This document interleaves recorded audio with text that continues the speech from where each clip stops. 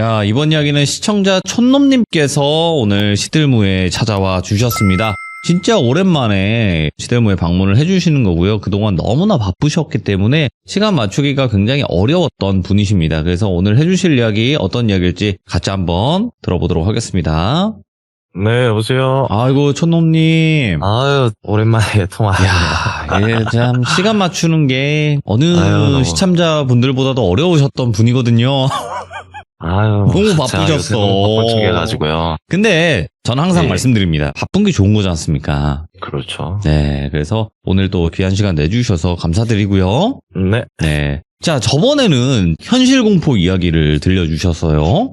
예, 맞습니다. 네. 근데 이번 이야기는 현실 공포랑은 조금 다를 수 있는데 어떤 이야기인지 간단하게만 소개를 해주시면 좋을 것 같아요. 제가 항상 드릴 수 있는 이야기는 실화의 바탕이 돼야 네. 되잖아요. 그래서 제가 이번에 드릴 수 있는 이야기는 꿈으로 느꼈던 기묘한 이야기라고 하는 게 맞겠네요. 기묘한 이야기입니다, 이번에는. 그쵸. 제가 직접 느끼고 체감했던 실제로 저에게 벌어지고 있는 일들이거든요. 사실 공포 장르 중에서 꿈이라는 그 장르가 굉장히 어려워요. 그렇죠. 네, 이게 그냥 꿈이잖아. 이렇게 치부해버리면 끝나는 이야기이기 때문에 그래서 그렇죠. 굉장히 어려운데 무언가가 있기 때문에 그래도 참여를 하시는 게 아닐까라는 생각이 들어요. 네, 맞습니다. 네, 그러면 바로 출발을 해보도록 하겠습니다. 렛츠고!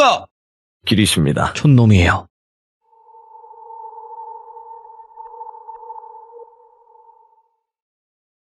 네, 이번에 제가 들려드릴 이야기는 지금까지는 제가 겪었던 현실 공포나 제 주변 지인이 겪었던 현실 공포였다면 현재 제가 어릴 적부터 겪어오고 겪어 나가고 있는 네. 그런 꿈에 대한 주제를 한번 들려드릴 건데 큰 카테고리는 당연히 꿈이라고 설정을 했을 때 제가 어릴 적부터 최근까지 꾸었던 이 기묘한 꿈 3가지를 간략하게 한번 들려드릴까 합니다. 우선은 첫 번째 바로 이야기를 해보겠습니다. 제가 이제 초등학생 때 저희 어머니가 직접 예. 꾸셨던 꿈에 대한 이야기를 먼저 시작해볼게요. 제가 초등학생 때는 항상 저희 외가 쪽, 저희 어머니 쪽이죠. 어머니 쪽 셋째 이모가 대전에 거주하셨어요. 근데 이제 저희 어머니랑 저랑 그다음에 제 바로 밑에 연년생 동생이 한 명 또 있는데 동생이랑은 항상 방학철이 되면은 이모 집에 놀러 가서 어머니랑 같이 약 일주일에서 2주 정도는 이렇게 같이 가족들끼리 밥도 먹고 좀 방학 동안 좀 네. 쉬기도 하고 이렇게 가족들을 한번 만나는 기간들이 있었어요. 이제 제가 초등학교 3학년이나 4학년 당시였는데 저희 어머니랑 저희 셋째 이모 계신 대전으로 놀러 갔었던 그 자리에서 일어났던 꿈 이야기인데요. 저희 어머니는 요새 표현으로 하자면은 좀 비범하기도 하시고 끼도 꽤나 되게 다양하게 많으세요. 예. 저희 어머니 이야기를 앞서 간략하게 좀 드리자면은 뭘 딱히 배우시진 않았지만 예체는 굉장히 잘하시고 말주변도 굉장히 좋으시고 노래 음악 요리 못하는 게 없으실 정도로 되게 끼도 많으시고 그래서 어떻게 표현하면은 물처럼 살아가기보다는 조금은 불처럼 살아가는 게 인생에 조금 더 맞는 색깔이지 네. 않나 싶은 그런 성격을 가지고 계신 분이신데 저희 어머니는 항상 제가 아기 때부터 느꼈던 게 꿈자리가 굉장히 사납다라는 게 많이 느껴졌어요. 근데 저희 어머니는 꿈으로써 뭔가를 조금 느낀다던가 뭔가를 직접 경험하고 본다던가 이런 경우가 굉장히 많았는데 이제 셋째 이모가 거주하시는 대전에 가서 약 2박 3일 정도는 정말 재밌게 가족들끼리 식사도 하고 저희가 자는 시간에는 당연히 어른들끼리 또 약주도 한 잔 이렇게 걸치시고 이러고 지나가고 있었어요. 그런데 한 번은 저희 어머니가 새벽 약 한 3시, 4시쯤 되셨을까요? 동이 트기도 아직 먼 시간이었는데 엉엉 꺽꺽 소리를 내시면서 온 집안이 떠들썩하게 엉엉 우시는 거예요. 그러면서 주방부터 방까지 모든 문들을 막 쾅쾅쾅쾅쾅쾅 하시고 주방에 있는 기물들도 굉장히 시끄럽게 던지다시피 굉장히 소란을 피우시는 거예요. 그래서 저랑 제 동생은 자다가 이모가 말리는 소리에 깨서 거실을 나가봤더니 저희 어머니께서 뭔가에 꼭 홀린 사람처럼 엄청 큰 소리로 엉엉 우시는 거예요. 그 모습을 봤을 때 사실은 저는 조금 벙찌는 감도 없지 않아 있었어요. 근데 어린 나이에 이게 무슨 상황인가, 혹시 이모랑 다투셨나, 이런 생각만 하고 어떻게 해야 될까 그냥 저도 가만히 서서 지켜만 보고 있는데 어머니가 눈물을 엄청 흘리시면서 격양된 목소리로 지금 우리 엄마랑 아빠 숨을 못 쉬고 있다 이러는 거예요. 근데 앞서 간략하게 또 하나 설명을 드리자면, 저에게는 외할아버지 외할머니죠. 저희 어머니에게는 이제 어머님 아버님이죠. 외할머니 외할아버지는 제가 태어나기도 전에 네. 돌아가셨어요. 근데 외할아버지는 돌아가신 후에 외할머니가 약 2주 간격으로 이렇게 바로 돌아가신 걸로 알고 있어요. 저도 얼굴은 뵌 적이 없지만. 근데 이제 어머니는 2남 3녀 중에 장녀였어요. 가장 큰 장녀였고, 그래서 네. 동생들을 외할머니 외할아버지 대신 다 업어 키우다시피 고등학생 때부터 그렇게 부모 노릇을 엄마 노릇을 했다고 해야죠. 그렇게 살아오셨다 하더라고요. 근데 저희 어머니가 꿈을 꿨는데 그 꿈에서 외할머니랑 외할아버지가 물에 잠겨서 숨을 못 쉬고 있는 꿈을 꿨다는 거예요. 이제 외할머니랑 외할아버지가 저희 어머니한테 숨을 못 쉬겠으니 좀 꺼내달라 하면서 하는데, 저희 어머니는 그 꿈이 무서웠다라는 느낌은 아니었다 봐요. 제가 봤을 때는 무섭다기보다는 엄마 아빠한테 무슨 일이 분명히 있구나. 근데 저희 외할머니랑 외할아버지는 그 당시에 삼중턱쯤에 같이 묻혀 계셨거든요. 근데 그 묘지에 계신 분들이 예. 숨이 막힌다니까는 사실 지금 생각해도 저는 뭘까 싶죠. 근데 물에 잠겨 있다라는 그 이야기를 엄청 하시면서 발발발발 떨리시는 목소리로 계속 이야기를 해 가시는데, 결국은 이모가 언니 그러지 말고 조금만 진정해봐라. 우리 엄마 아빠가 지금 묘지에 이렇게 잘 묻혀 계신데 그게 무슨 소리냐. 새벽에 무슨 소란이냐. 언니 술 너무 많이 마신 거 아니냐. 이런 식으로 오히려 저희 어머니를 조금 진정시키면서 이렇게 케어를 하고 있었어요. 그러더니 한 30분 정도 지났나? 저희 어머니가 이제 조금 진정이 되신 후에 천천히 이야기를 해주시는데, 저랑 제 동생은 너무 어리니까 이모부께서 방에 들어가 있어라 해서 저희는 방에 들어와 있는데, 그래도 사실 다 들리잖아요. 거실에서 하는 이야기가. 근데 외할머니 외할아버지가 산소에 이렇게 계시는데 아마 물난리가 났을 거다, 산사태가 났을 거다, 이렇게 완전 확신을 하시는 거예요, 저희 어머니가. 네. 그래서 이모는 언니 그러면 아침 해가 뜨면 가보면 되지 않냐. 언니 너무 그렇게 생각하지 마라. 이렇게 달래주시는데, 저희 어머니는 안 되겠다. 곧 비 올 거다. 여기도 지금 곧 비가 올 거다. 그러니까 난 지금 출발을 해서 택시를 타고라도 가겠다. 그러니까 너희 형부한테 아침까지 우리 어머님 아버님 계신 곳으로 오라고 해라. 이런 이야기가 나온 거예요. 그러고 나서 저희 어머니는 그 말을 하고 저랑 제 동생을 좀 돌봐달라, 이 말만 남기고 바로 택시를 타고 가신 거예요. 그러고 나서 저희 아버님이 저랑 제 동생을 아침에 데려와서 태워서 이제 외할머니 외할아버지가 계신 산소로 갔더니, 무슨 이런 중장비들 있죠. 포크레인이랑 엄청 큰 덤프트럭 2대가 와 있는 거예요. 근데 정말 소름 끼쳤던 게 뭐냐면, 모든 분들이 하얀색 위아래 약간 방진복이라고 해야 되나요?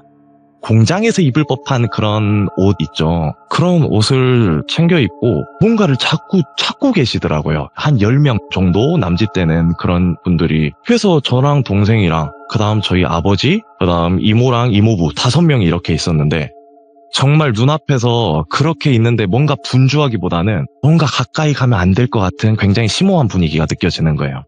그랬더니 이제 저희 아버지랑 이모랑 이모부는 저희 어머니에게 가서 자초지종을 우선 듣고, 저희 아버지가 오셔서 하신 말이 외할머니 외할아버지 산소가 오늘 여기 산사태에 물난리가 나가지고 유골이 다 떠내려갔다는 거예요. 근데 그 유골을 이제 찾아야 되는 거죠. 예.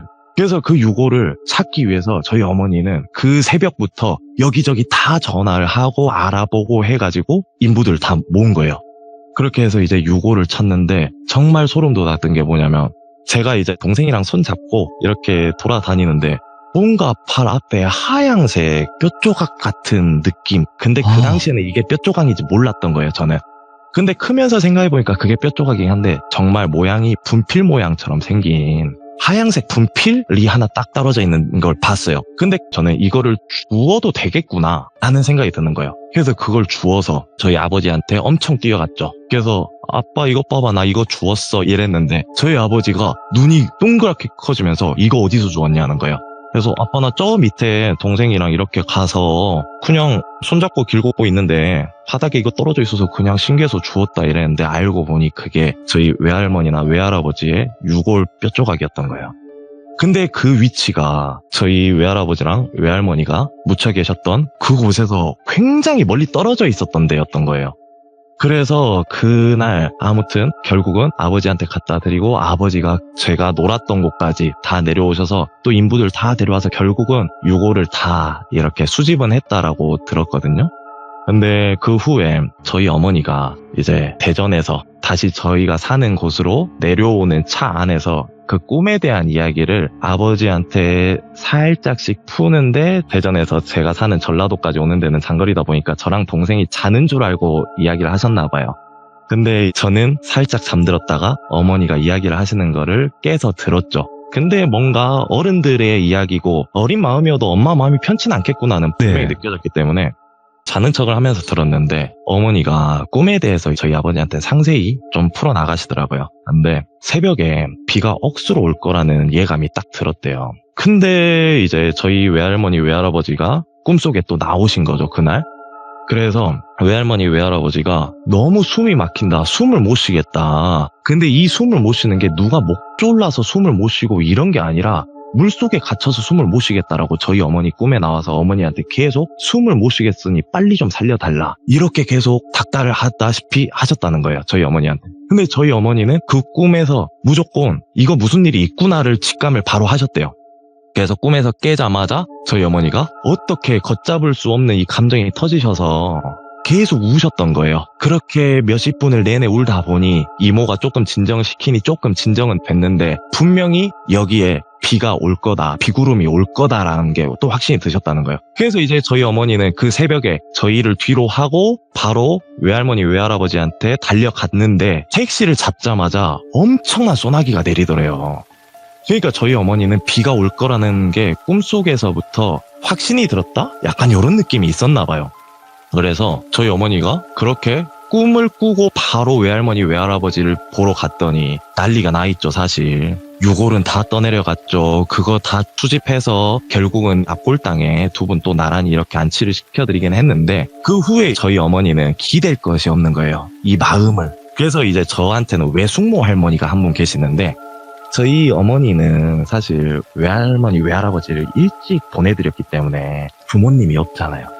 근데 저희 어머니는 어떻게 보면 동생들, 남동생 둘에 여동생 둘 이렇게 항상 키우기 바빴다 보니까 의지할 곳이 외숙모 할머니밖에 없었다 하더라고요. 근데 외숙모 할머니는 완벽한 불자세요. 불교 신자신데 그쪽에서 이제 약간 사주도 봐주시고 또 약간 우리 요새 뭐 점을 본다고 하잖아요. 그런 것도 같이 이렇게 좀 하시는 그런 분이셨어요. 그래서 저기 경상남도 엄청 후미진 곳에 사찰처럼 지어서 계시는 분이셨는데 외숙모 할머니한테 이제 저희 어머니가 한 일주일만 갔다 오겠다 하고 돌연 외숙모 할머니 댁으로 가신 거예요, 저희 어머니가. 근데 저희 아버지는 걱정이 될 수밖에 없죠.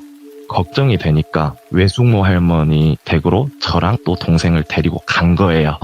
그래서 혼자 두면 안 되겠다. 근데 그 당시는 휴대폰이 있어도 전화번호를 다 기억해놔야 됐고 그 다음에 거의 집 전화를 쓰던 시대였거든요.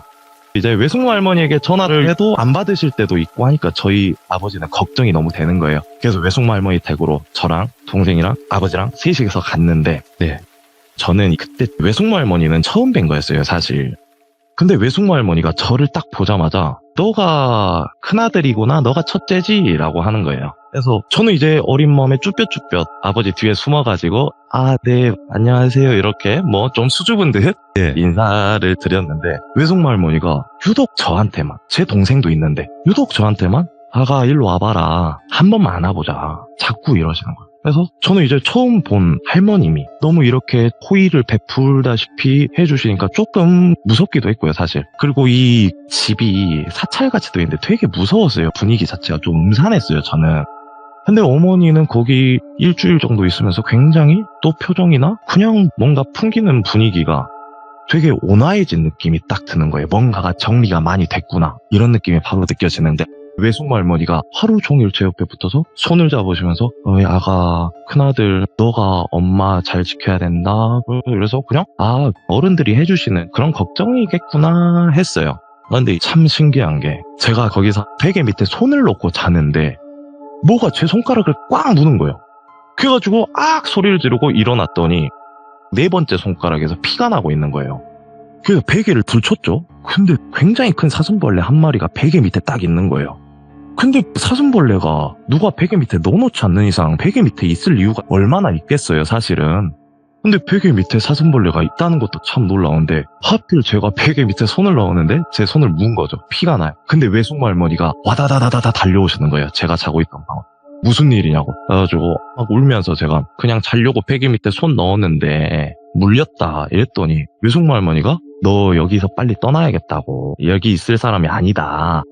너 뭔가 끼가 있다고 이런 말만 하셨어요. 그래서 저희 아버지가 우선은 해가 뜨면 애 엄마 챙겨서 같이 가겠습니다. 이렇게 말씀을 드렸더니 외숙모 할머니가 하신 말씀이 안 돼. 얘는 두고 가야 된다. 얘는 여기서 한 달 정도는 더 있어야 된다. 안 그러면은 얘 금방 죽는다고. 얘는 여기 나가는 순간부터 이름도 바꿔야 되고 이름을 바꿔야지 사주가 바뀐다고.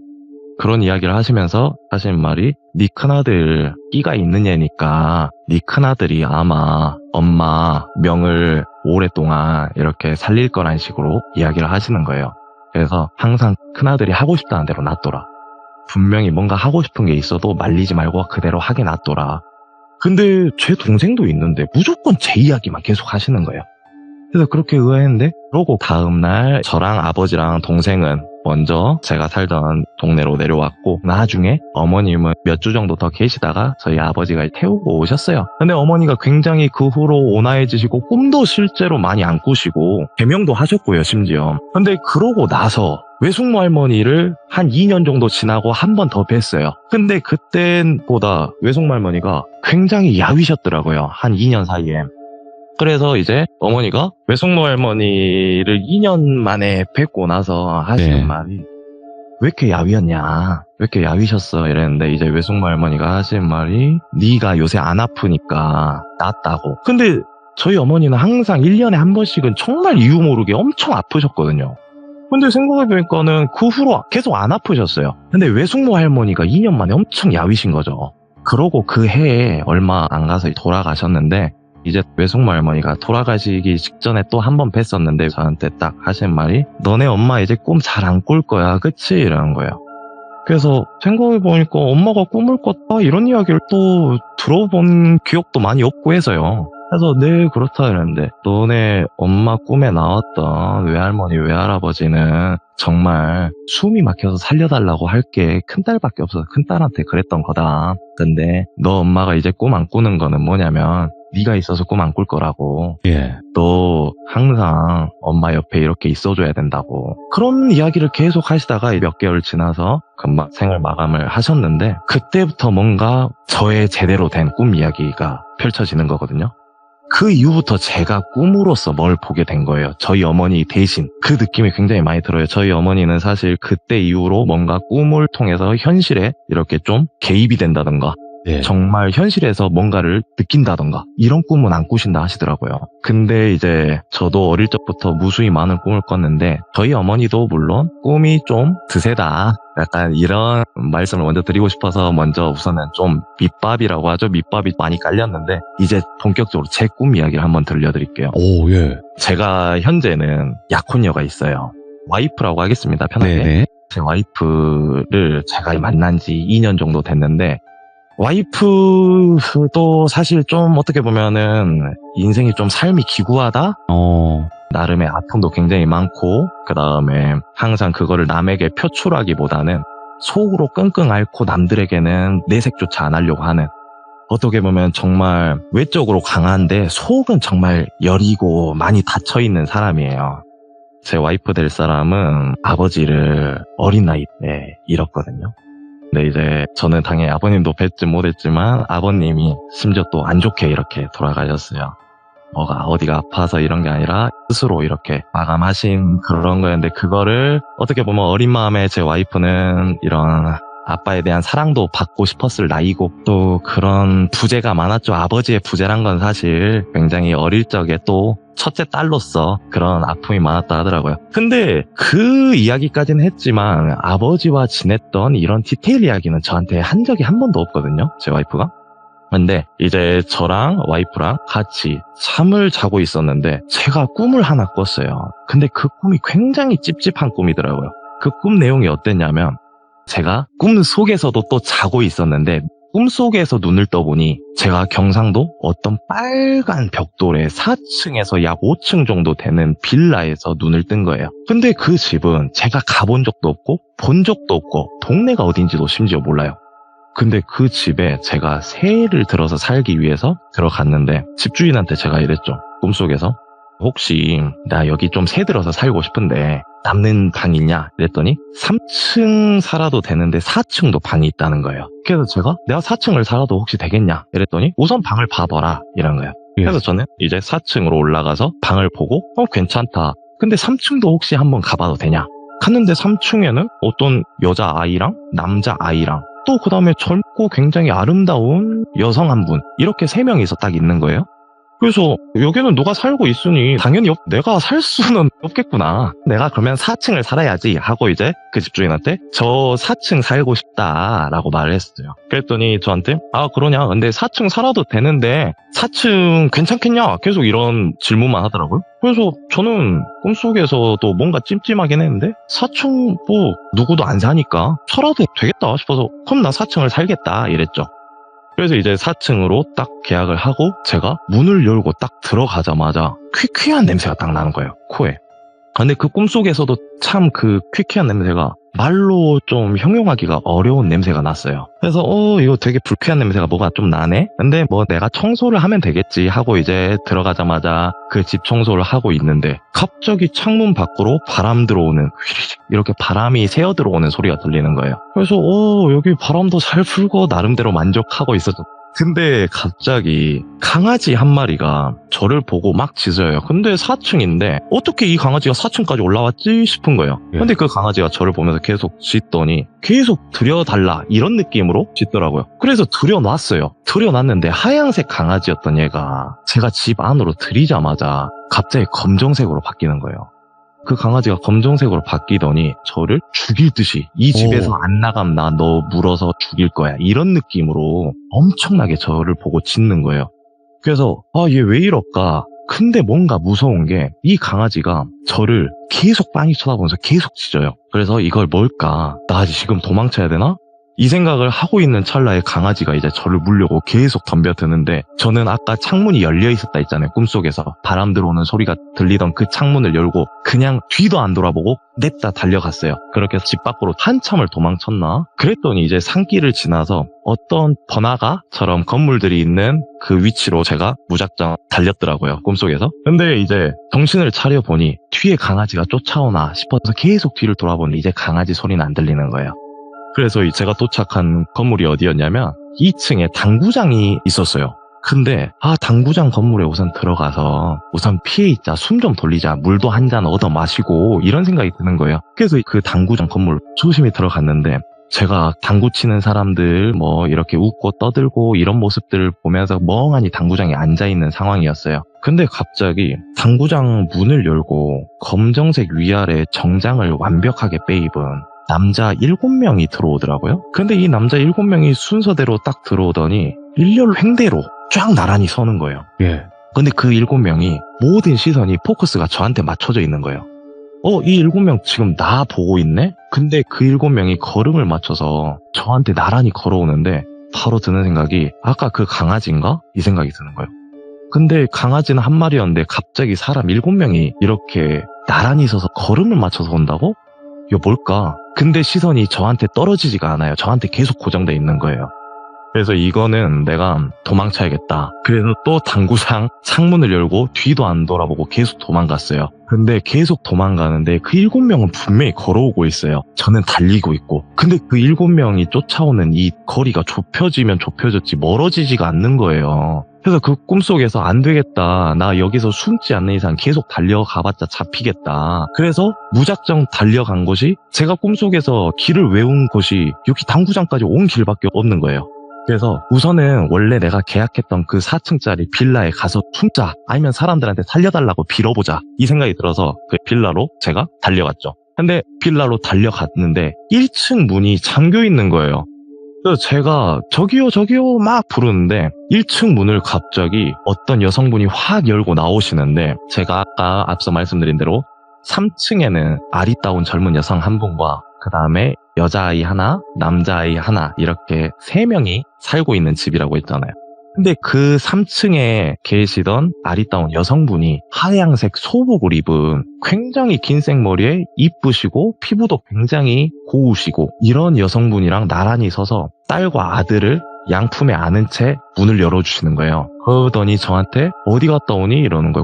꼭 저를 아는 분처럼. 그래서 제가 처음 뵀지만 바로 첫 마디가 뭐였냐면 어머니 저 좀 살려주세요. 저 누가 자꾸 쫓아와요. 근데 도망치려 해도 도망칠 수가 없겠다. 살려주세요. 이랬더니 제가 어머니라고 불렀던 그 여성분이 저를 쏙 안으시면서 어디 갔다가 이제 오냐고 얼른 와라 내 새끼 이러는 거예요. 근데 그 하얀색 소복 입으신 분은 아무 말도 안 하고 그냥 웃고만 계세요. 그래서 우선은 너무 인자하게 잘 웃어주시는 여성분도 계시고 그 다음에 또 애를 둘씩이나 이렇게 양품에 안고 저한테 내 새끼 어디 갔다 왔냐 이렇게 또 잘 챙겨주시는 분도 계시고 마음이 놓이는 거예요. 그래서 이제 그 3층 집으로 들어갔죠. 들어갔는데 집 구조가 정확히 기억이 나요. 옛날식 아파트라고 해야 되죠. 문 열자마자 바로 신발장이 있고요. 네. 그 다음에 신발장을 마주보고 방이 있었고 그 옆에 화장실이 있었고 안방이 거실 지나서 있고 거실이랑 주방이랑 붙어있는 그런 구조였는데 이제 그 구조가 너무 생생히 꿈에서 보이는 거예요. 네. 거실에 하얀색 소복 입은 분과 그 여성분과 나란히 이렇게 마주보고 앉아 계시더라고요, 소파에. 근데 뭔가를 두 분이서 속닥속닥 이야기를 하시는데 입모양은 되게 크게 뻥긋뻥긋 하시는데 목소리가 두 분 다 안 들리는 거예요. 근데 옆에서 여자아이와 남자아이는 뭐가 그렇게 좋은지 엄청 웃고 있고 저는 아직도 겁이 나서 제 집도 아니고 하다 보니까 신발장 앞에 그냥 무릎 꿇고 앉아 있었어요. 꼭 벌 받는 사람처럼 신발장을 마주보고. 근데 갑자기 하얀색 소복 입은 분께서 씩 웃으면서 저를 쳐다보았다가 다시 그 여성분을 쳐다보니까 갑자기 거실 발코니에서 엄청 환한 햇빛이 크게 들어오더라고요. 근데 그 햇빛을 보자마자 여자아이랑 남자아이는 고온히 엄마 옆에 가서 잠에 들더라고요. 그리고 이제 제가 그 꿈을 끝으로 깼는데 뭔가 드는 느낌이 꿈에서 깨자마자 제 머리맡에 어떤 몽환한 사람이 뱅글뱅글 도는 느낌, 그 촉이라고 해야 될까요? 그런 인기척이 좀 들리는 거예요. 그래서 이게 뭘까? 분명히 꿈이랑 연관이 있나? 뭘까? 이게 뭐지 하다가 다시 조금만 더 누워서 생각을 해보자 이러고 눈을 감고 있는데 이제는 귀에서 뭔가 발자국 소리가 들리는데 그 발자국이 어떤 느낌이냐면 타닥 두 발을 그 검정색 위아래 정장을 빼입은 남자 7명이 절 따라올 때 들리던 그 발걸음 소리인 거예요. 타닥 이 소리가 들리는데 그 소리가 들리는 위치가 제 발밑인 거예요 또. 그래서 머리맡에서는 뭔가 몽단 어떤 게 뱅글뱅글 돌고 있는 느낌이고 발밑에서는 뭔가 타닥 발자국 소리가 들리고 그래서 제가 그게 너무 신경이 쓰여서 소리를 지르면서 확 깼어요. 근데 이제 제 와이프도 옆에서 갑자기 깬 거죠. 오빠 왜 그래? 이러는데 지금 머리맡에 뭐 있는 거 안 느껴져? 그랬더니 오빠 무섭게 왜 그러냐? 뭐가 느껴진다 그러냐? 그러다가 제가 갑자기 침대 밑을 탁 붙여가지고 여기 지금 발자국 소리 나는데 이게 안 들린다고 괜히 좀 짜증 아닌 짜증을 냈어요. 이게 왜 안 들려? 다 들리잖아 지금. 그랬더니 제 와이프는 아무것도 없는데 오빠 왜 그러냐 이래서 지금 내 머리맡에 누가 자꾸 한 채로 뱅글뱅글 돌고 있다니까 이게 안 느껴지냐. 오히려 역정 아닌 역정을 조금 냈어요. 그랬더니 오빠 도대체 왜 그러는데 이런 거예요. 그래서 이제 제가 조금 마음을 추스린 다음에 꿈 이야기를 하나하나 다 나열을 했죠. 그랬더니 제 와이프가 표정이 싹 굳어지는 거예요. 오빠 내가 그 집에 살았다라고 이야기한 적 있나? 라고 묻더라고요.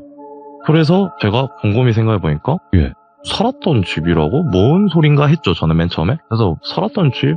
그런 이야기는 안 했는데 왜? 이러니까 오빠 집이 어떻게 생겼었어? 그래서 한 4층 정도의 빨간 벽돌로 지어진 빌라였다. 그랬더니 오빠 혹시 집 구조도 기억나? 이래서 집 구조를 상세하게 알려줬어요. 그랬더니 오빠 혹시 집 구조 도면으로 좀 그려줄 수 있어? 이러고 도면을 그려서 보여줬더니 와이프가 소름이 돋는다고 너무 무섭다는 거예요.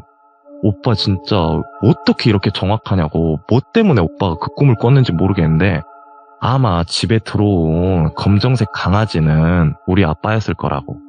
우리 아빠는 나를 너무 좋아하고 딸바보였대요. 아버님이 엄청나게 딸바보였는데 이제 제가 결혼을 전제로 만나니까 모르겠습니다. 저는 아직도 이게 뭘로 해석되진 않는데 내 딸에게서 떨어져? 뭐 이런 느낌으로 겁을 주셨다든가 뭐 여러 가지로 해석을 할 수는 있을 것 같아요. 근데 제 와이프 말로는 아버지가 오빠 질투했나 보다. 그래도 아빠는 나밖에 없었는데 아빠는 나 오래 보지도 못하고 이렇게 갔는데 아빠 사랑 대신 오빠가 이렇게 다 챙겨주고 이런 게 어떻게 보면 질투가 났나 보다. 이런 식으로 이제 좋게 말을 해주더라고요.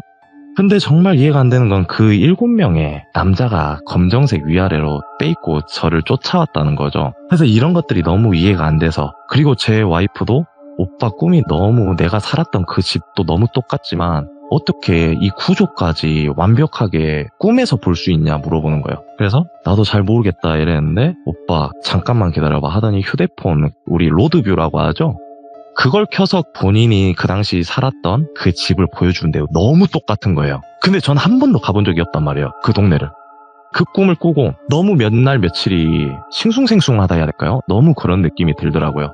그래서 이걸 어떡할까 고민을 하고 있는데 저에게는 이제 장모님이죠. 저희 장모님 또 불자신데 이제 저희 장모님은 보살님을 모시고 계세요. 현재. 오빠 엄마가 이런 거 진짜 잘하니까 우리 엄마한테 이야기 한번 해보자. 이런데 전 말씀드리기가 좀 그렇더라고요. 근데 이야기를 해서 해답을 조금 받을 수 있다면 이야기를 드리는 게 낫겠다 싶어서 어머니한테 말씀을 차례차례 드렸죠. 그랬더니 저희 어머님이 하시는 말이 첫 마디가 딱 이거더라고요. 너희 아버지가 그 빌라에서 돌아가셨어 라고 하시는 거예요.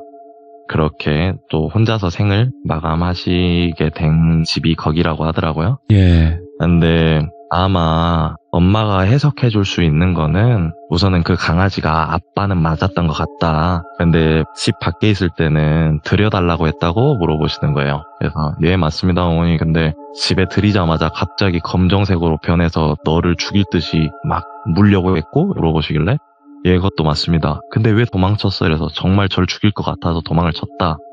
너 도망쳤을 때 그 검정색 정장을 입은 7명이 아마 사자였을 건데 너가 그 사람들에게서 도망쳐서 집으로 돌아온 게 다행이다. 근데 만약 잡혔으면은 너에게 큰 사고가 났거나 어떤 일이라도 생겼을 것 같다. 이런 말씀을 하셨는데 근데 제가 이제 궁금한 건 어머니 그러면은 그 집 그리고 아버님이 있었던 일 그 다음에 그 7명은 그래요. 그거는 뭐 사자라고 생각하겠습니다. 거기까지는 이해가 되는데 그러면 어머니 저에게 문을 열어주셨던 그 아리따운 여성분과 아이들은 누굴까요? 그러니까 아직도 눈치를 못 채겠냐는 거예요. 그래서 저는 잘 모르겠는데요. 그러니까요. 어머니께서 하신 말이 그 아리따운 여성이 아마 엄마였을 거야. 그 다음에 오른쪽에 안겨 있었던 게 우리 딸이고 왼쪽에 안겨 있었던 아들은 우리 아들일 거야. 그러시는 거예요. 그래서 내가 너 가족으로 받아들일 준비가 돼 있었나 보다고. 예. 우리가 가족이었었나 보다고 애초부터. 그러니까 나는 너를 이렇게 꿈속에서 아마 받아줬을 것 같다. 근데 또 궁금한 거는 하얀색 소복 입은 분은 그럼 누굴까요? 그랬더니 엄마가 모시는 보살님이 너 꿈속에 나와서 지켜주신 걸 거야. 이렇게 되게 인자하게 말씀하시더라고요. 그러고 나서 이제 하루 종일 그 꿈에 대해서 생각을 해보니 앞뒤가 조금은 맞는 거예요. 실제로 제 와이프에게는 남동생이 있거든요. 그 남동생은 저한테 맨날 매형 천왕하면서 현재 공업을 하고 있습니다. 심지어. 예. 이게 좀 해석을 듣다 보니 너무 절묘하게 잘 맞는 거예요. 그래서 참 그런 꿈을 제가 어떻게 보면 제 와이프의 과거를 꿈에서 보고 그 다음에 이렇게 해석을 받았던 그런 꿈이 한 번 있었고 그 다음에 이제 마지막 꿈은 길진 않은데요. 이 꿈은 가장 최근에 꾼 꿈인데요. 오호, 예. 제가 현재 하는 게 자영업이다 보니까 사실은 이렇게 손님들도 많이 상대하고 이런 일이잖아요. 근데 제가 자영업 중에서도 요식업을 하고 있거든요. 현재. 네네. 그러다 보니까 제가 주방만큼을 굉장히 청결하게 해요. 중요하죠. 무조건 요식업 하는 사람들은 주방이 또 청결해야 되니까요. 저는 주방 정리를 항상 바로바로 그때그때 하는 편인데 한 번은 아까 전에 말씀드렸다시피 제 처남과 현재 같이 일을 하고 있어요. 네. 근데 제 처남도 성격이 굉장히 깔끔한 성격이고 그다음에 주방이 더러운 꼴을 아예 못 봅니다. 근데 이제 한 번은 요리를 다 한번 메뉴 싹 빼고 그다음에 분명히 제가 도마를 한번 싹 씻었어요. 그다음에 원래 도마를 두는 자리에다가 도마를 두고 제가 뒤 돌아왔다가 맞다. 근데 도마 위에 칼도 놔둬야지 하고 다시 뒤를 돌아왔는데 도마를 방금 씻었잖아요. 근데 방금 씻은 도마 위에 여자 머리카락이 뭉탱이가 하나 떨어져 있는 거예요. 한 뭉텅이가요. 몇 가닥도 아니고. 뭐지? 나 방금 도마 씻었는데 왜 여자 머리카락이 떨어져 있나 싶은데 내 옷에 묻어 있었나 보다. 아니면 내 와이프의 머리카락이 옷에 묻어 있다가 내가 뒤돌면서 떨어졌나 보구나 라고만 생각을 했어요. 근데 뭔가 찜찜한 게 제 와이프는 염색을 한 머리거든요. 근데 거기 도마 위에 떨어져 있는 머리는 굉장히 시꺼먼색의 머리카락인 거예요. 이게 뭐지? 하고 그냥 주워서 버렸어요, 첫날은.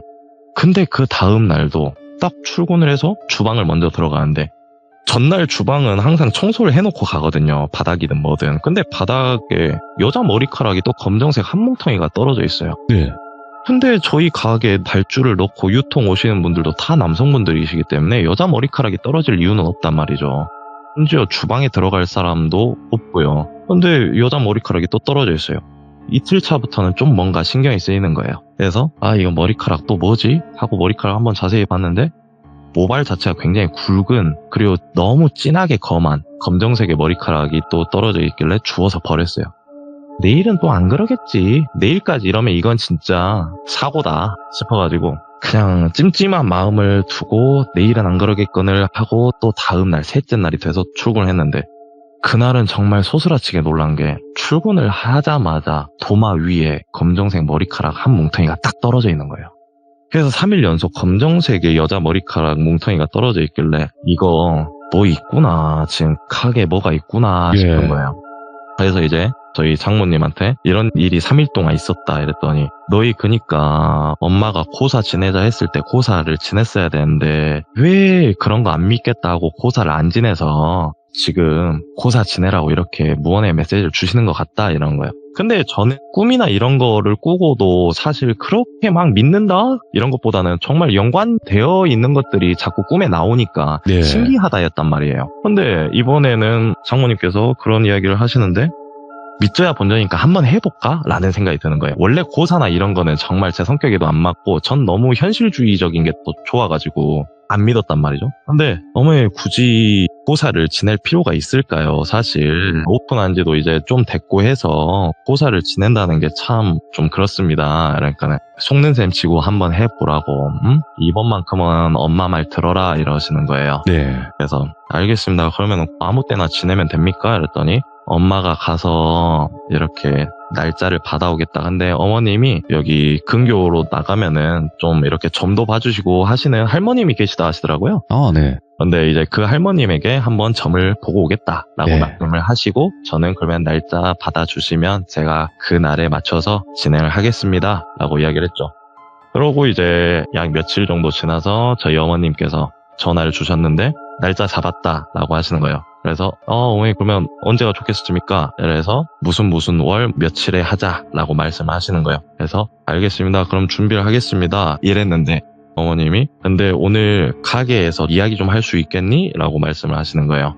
그래서 뭐 상관없습니다. 저는 이제 뭐 고사 어떻게 지내는지 이런 걸 말씀을 해주실 줄 알았어요.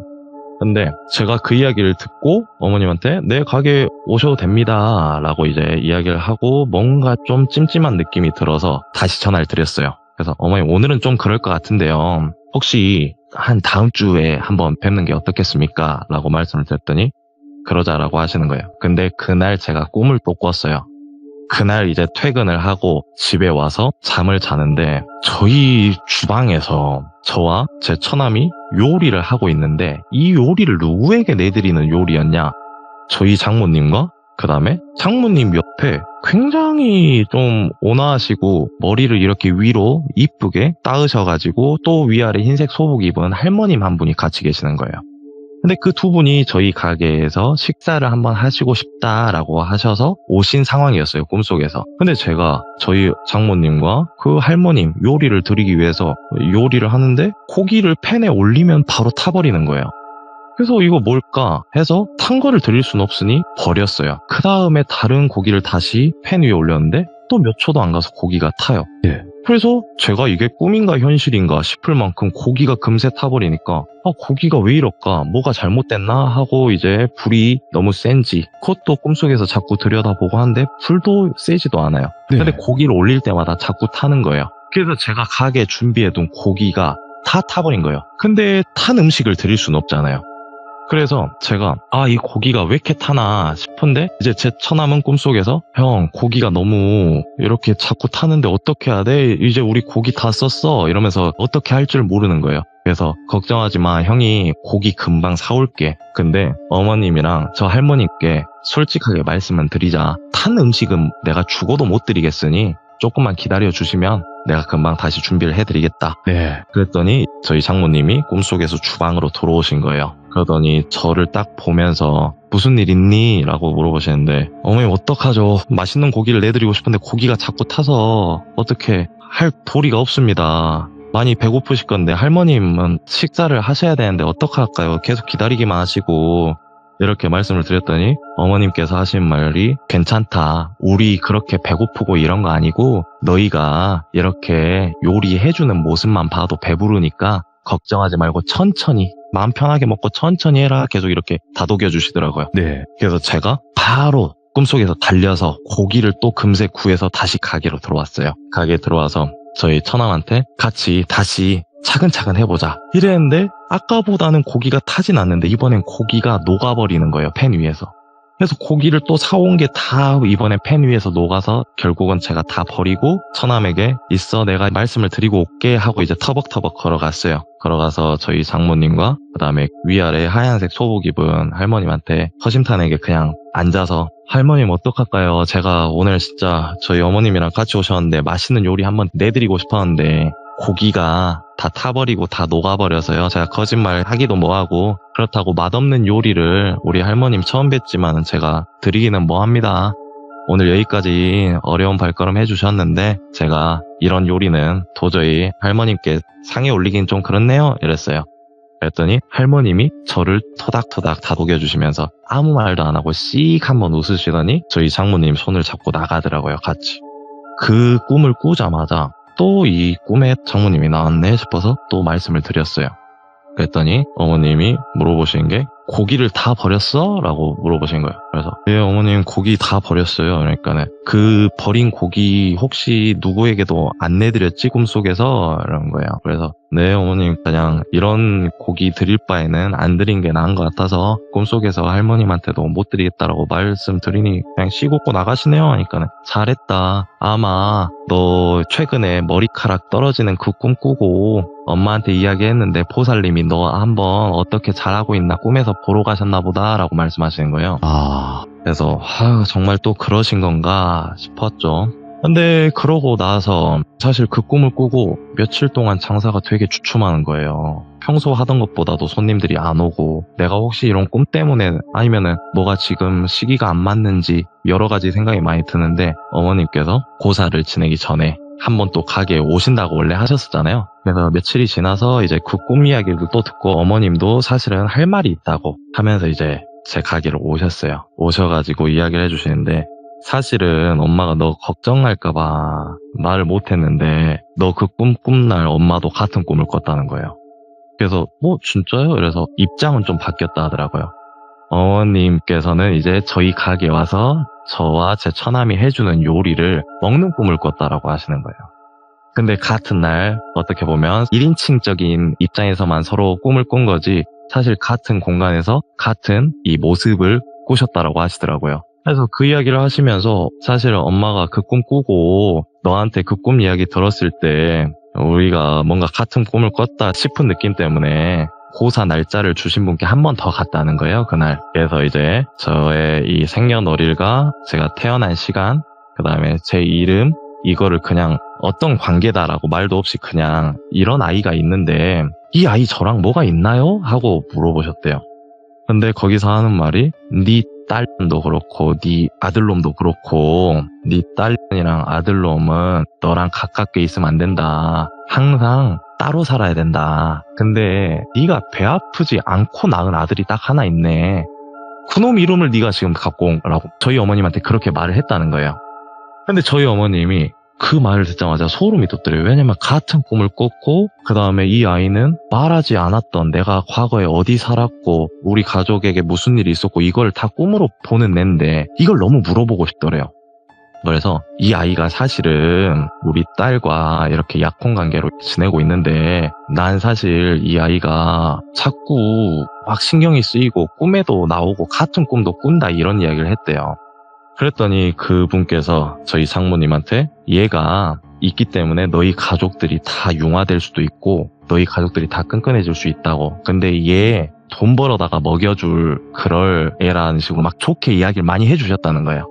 이제 그 말을 듣고 저희 어머님이 저한테 와서 이야기를 해주신 거죠. 근데 그 이야기를 듣는데 너무 소름 돋았던 건 뭐냐면은 같은 날 같은 꿈도 참 그런데 꿈에 저희 장모님이 나오면 항상 그 소복 입은 할머님과 같이 나오는데 그 할머님이랑 같이 나오면 뭔가 되게 마음이 편안하고 예. 꿈에서 깼을 때 뭔가 불안함 이런 것보다는 아 그래도 다행이다 라는 느낌이 좀 많이 들거든요.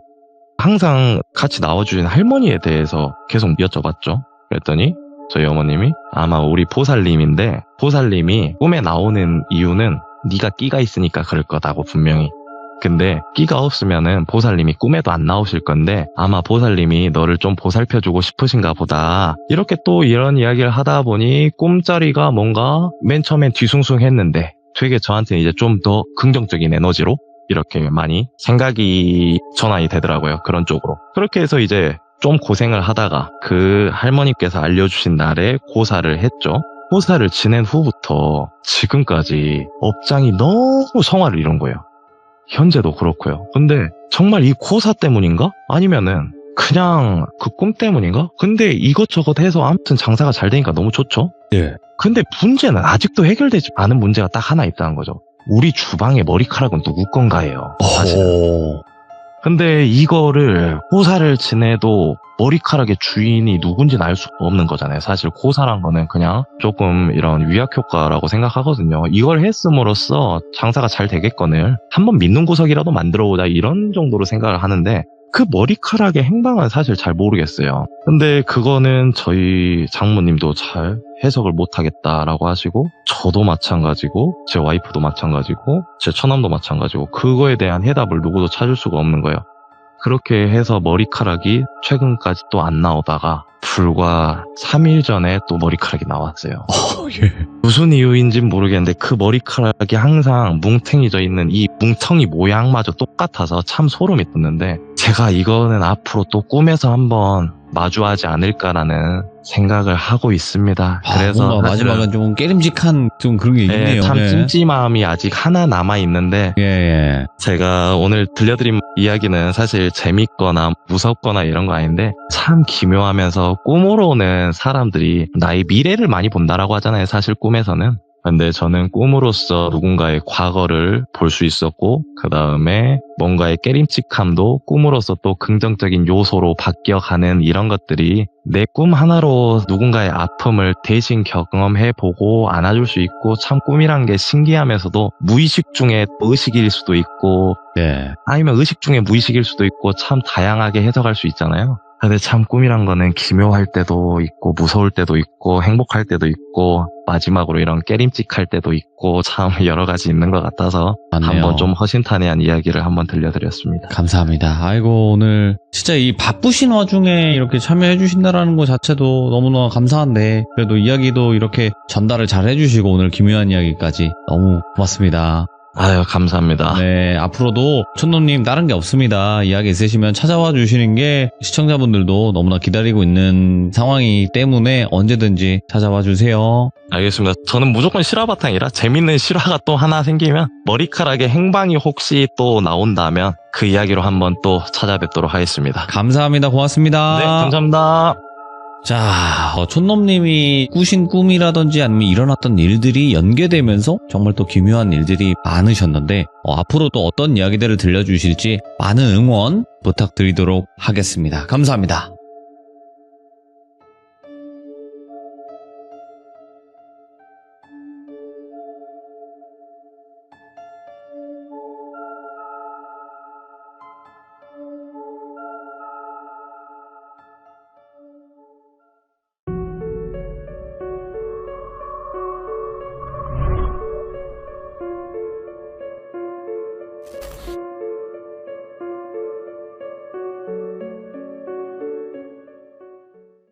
자, 여러분들 바로 그분이 찾아왔습니다. 시청자 동네꼬마님께서 와주셨는데 오늘은 또 어떤 이야기로 정말 우리를 공포에 몰아넣으실지 같이 한번 만나보도록 하겠습니다. 안녕하십니까. 안녕하십니까? 아이고, 돌비님 반갑습니다요. 네, 오늘도 찾아와 주셨군요. 너무 감사합니다. 아이고, 다음 주도 올 건데 뭘 또.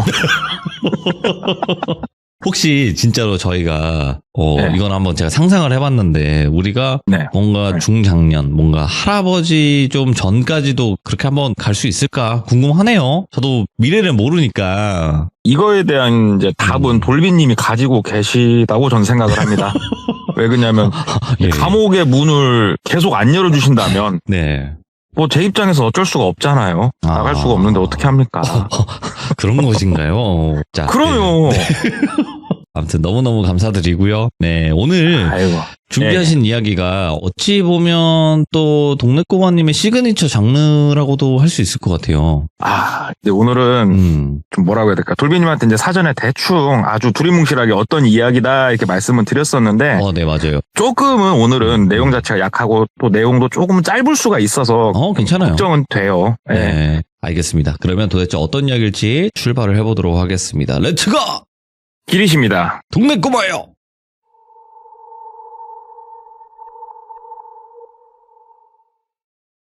오늘 이야기 같은 경우에는 한 12, 13년 전쯤으로 거슬러 올라가 볼게요. 그 당시에 30대 초반에 똘비라고 하는 남성이 있었고요. 똘비 같은 경우에는 그때 무슨 일을 하고 있었냐면 우리 그 자동차 처음에 신차를 사든 아니면은 뭐 내가 자동차를 갖고 다니다가 썬팅 같은 거 이제 하시지 않습니까? 네. 예, 그러면 그 썬팅을 맡기로 샵에 가보면 거기 직원분들이 열심히 작업을 해주시잖아요. 그런 썬팅 작업을 하는 그런 일을 하고 있었어요. 그래서 똘비 같은 경우에는 대학교는 안 다녔었고 그냥 뭐 회사도 다니고 그냥 이렇게 시간을 보내다가 우연찮게 썬팅, 이것도 기술이니까요. 기술을 배우면 먹고 산다. 이런 얘기를 들어가지고 썬팅 일을 배운 지 한 5년 정도 됐었다고 하더라고요. 지금은 많은 분들이 그 핸드폰으로 차 시동 걸고 문 열고 이런 기술이 보편화가 돼 있잖아요. 근데 지금부터 12, 13년 전만 하더라도 우리 경보기라고 있었어요. 그 리모컨 같이 생겨갖고 삑삑이라고 딱 누르고 있으면 삐리릭 하면서 시동 걸리고 이런 양방향 경보기네 어쩌네 막 이렇게 이런 것들은 자동차 전기 쪽도 좀 다룰 줄 알아야 되니까 네. 기술을 전체적으로 배우면서 앞으로 한 2, 3년 정도만 내가 더 배우면은 내 개인 샵을 열겠다. 이런 목표로 이제 열심히 일을 하고 있었죠, 똘비가. 예. 이런 똘비한테 유일한 낙이 있었습니다. 그게 뭐냐면 한 달에 최하 2번 정도는 서울에 갔었어요.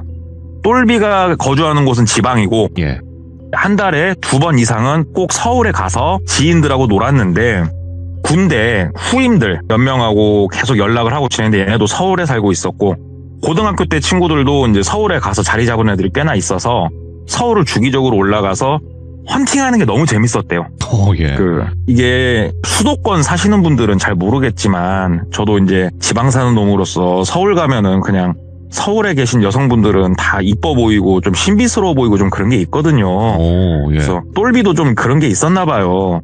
서울에 가서 새로운 그 여자친구를 만들고 싶어 하는 환상이 좀 있었네. 예. 환상이 있죠. 하다못해 소주를 먹더라도 서울 소주는 안 써, 달어. 이게 막 그런 게 있어요. 예. 서울은.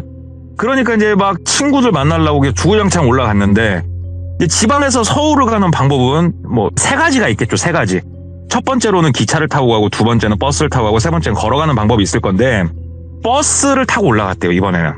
그래서 토요일 날 보통 오전 근무까지 했는데 토요일 날 오전 근무 마치고 집에 가서 샤워하고 향수도 한 2방 딱 뿌려주고 버스에 탄 거예요. 우등버스도 얼마나 편안합니까? 딱 자빠져가지고 눈을 감았다 뜨니까는 강남 고속버스 터미널에 도착을 해 있더래요. 그래서 아이고 내가 푹 잤구나. 그래서 내려가지고 화장실을 갔답니다.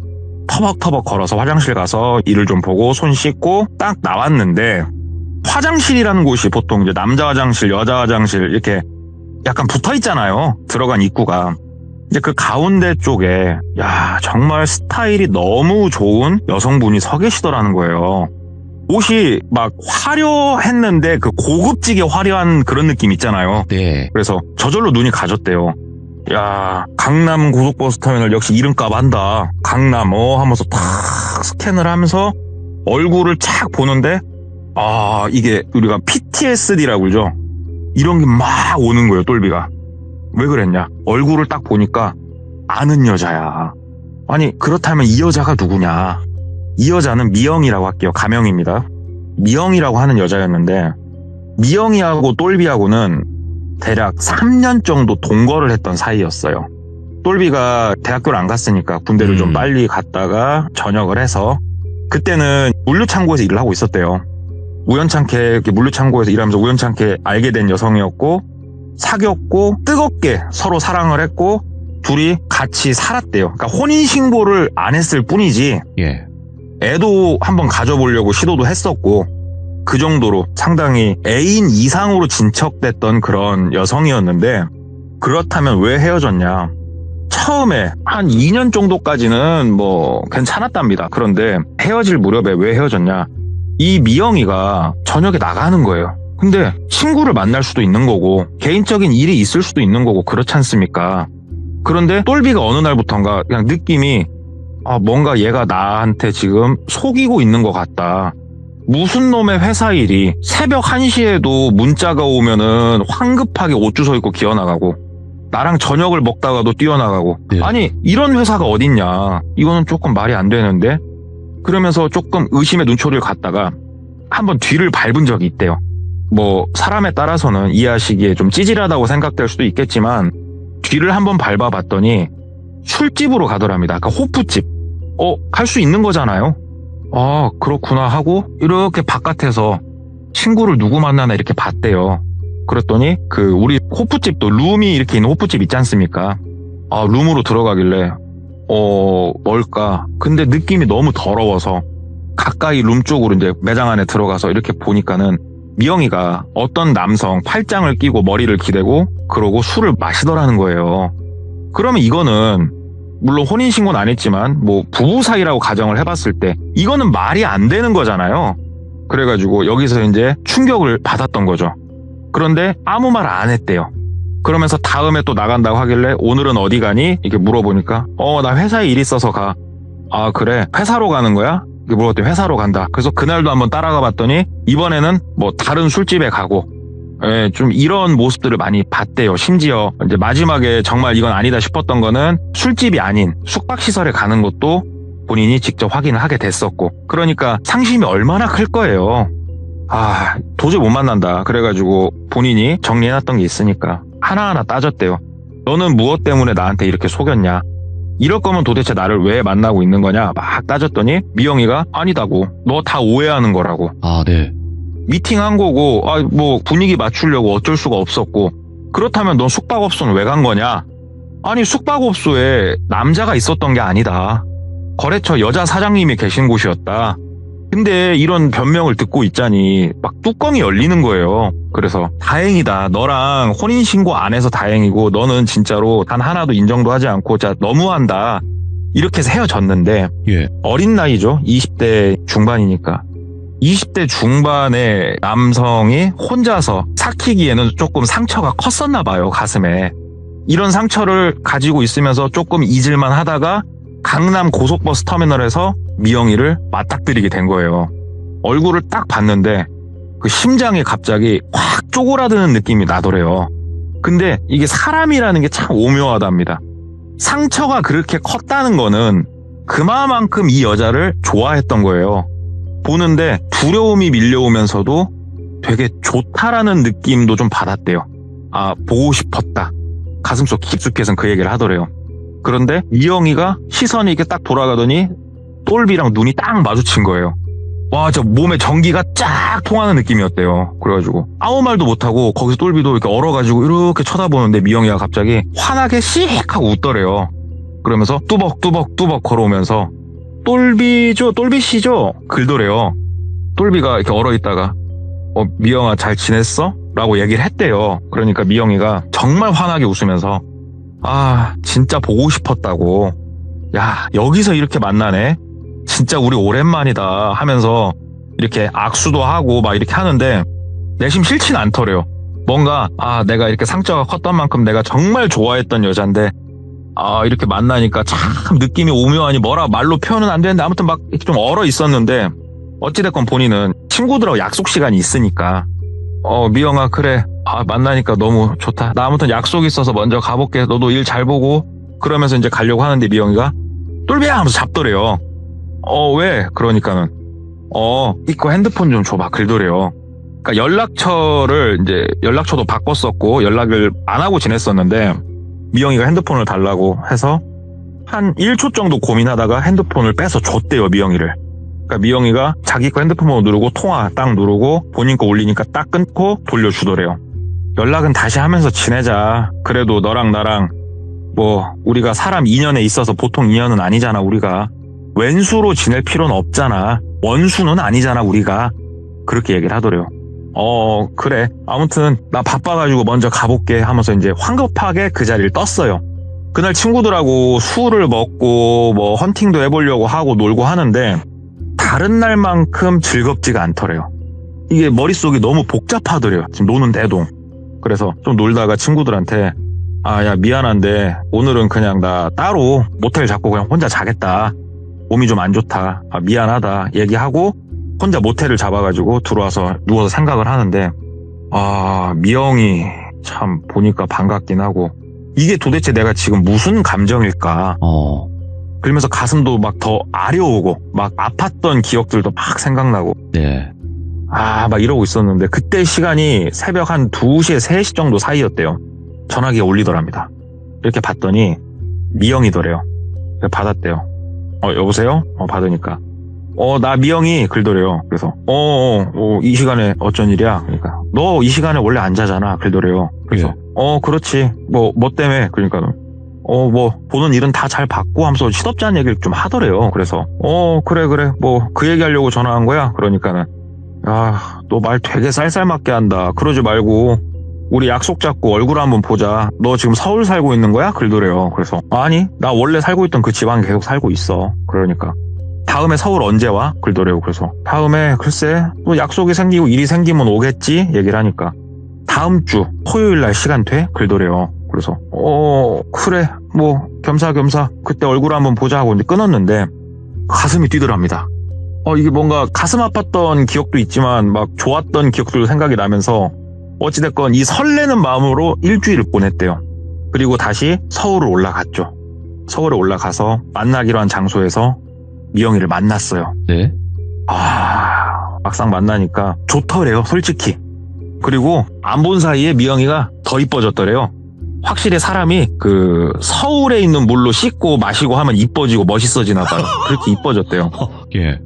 너 되게 세련돼졌다. 야, 너 옛날에도 내가 너 얼굴 보고 만나긴 했었는데 너 진짜 이뻐졌다. 그러니까는 나 이쁜 거 인제 알았냐고. 그러면서 술 한 잔, 2잔 마시고 저녁에 얘기를 좀 나누고 했대요.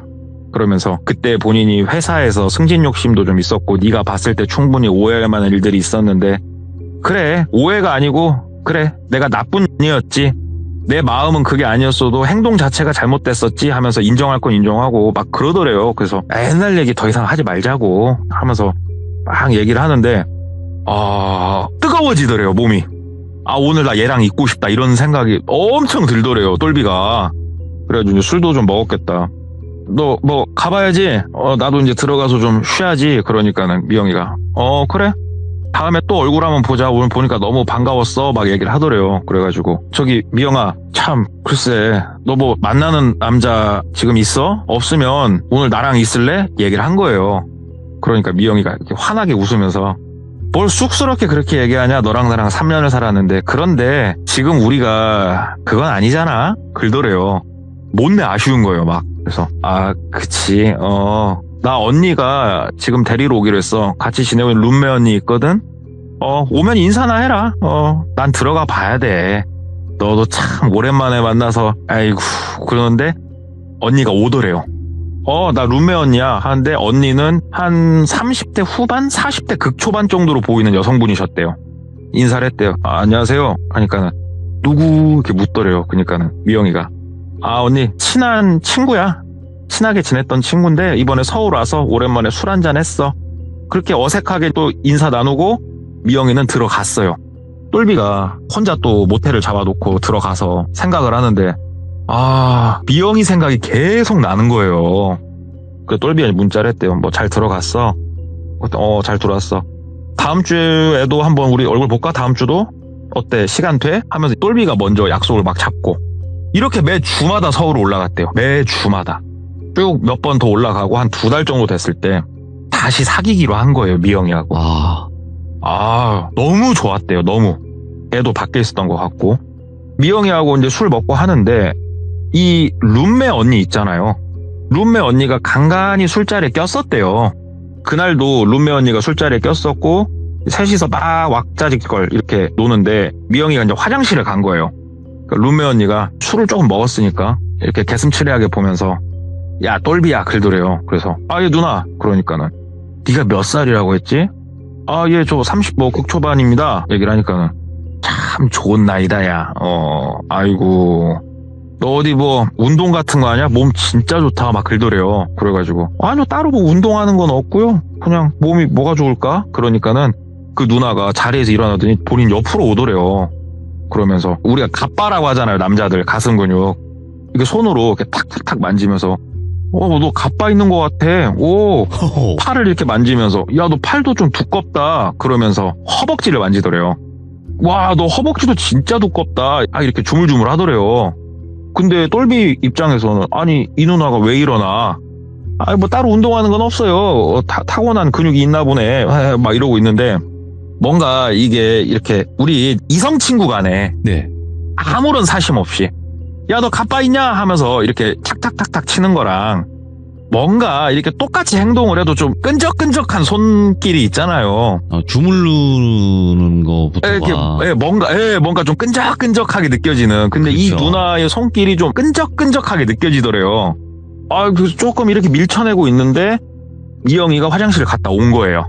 그러니까 미영이가 언니 거기서 뭐해? 그러더래요. 그래서 야 미영아 네 남자친구 몸 진짜 좋다. 그러니까는 미영이가 아니 내 남자친구 몸 좋은 거랑 언니랑 무슨 상관인데 빨리 와 막 그러더래요. 예. 그래가지고 그 누나가 이제 그쪽으로 가고 그렇게 아무 일 없이 재밌게 술자리가 끝났대요.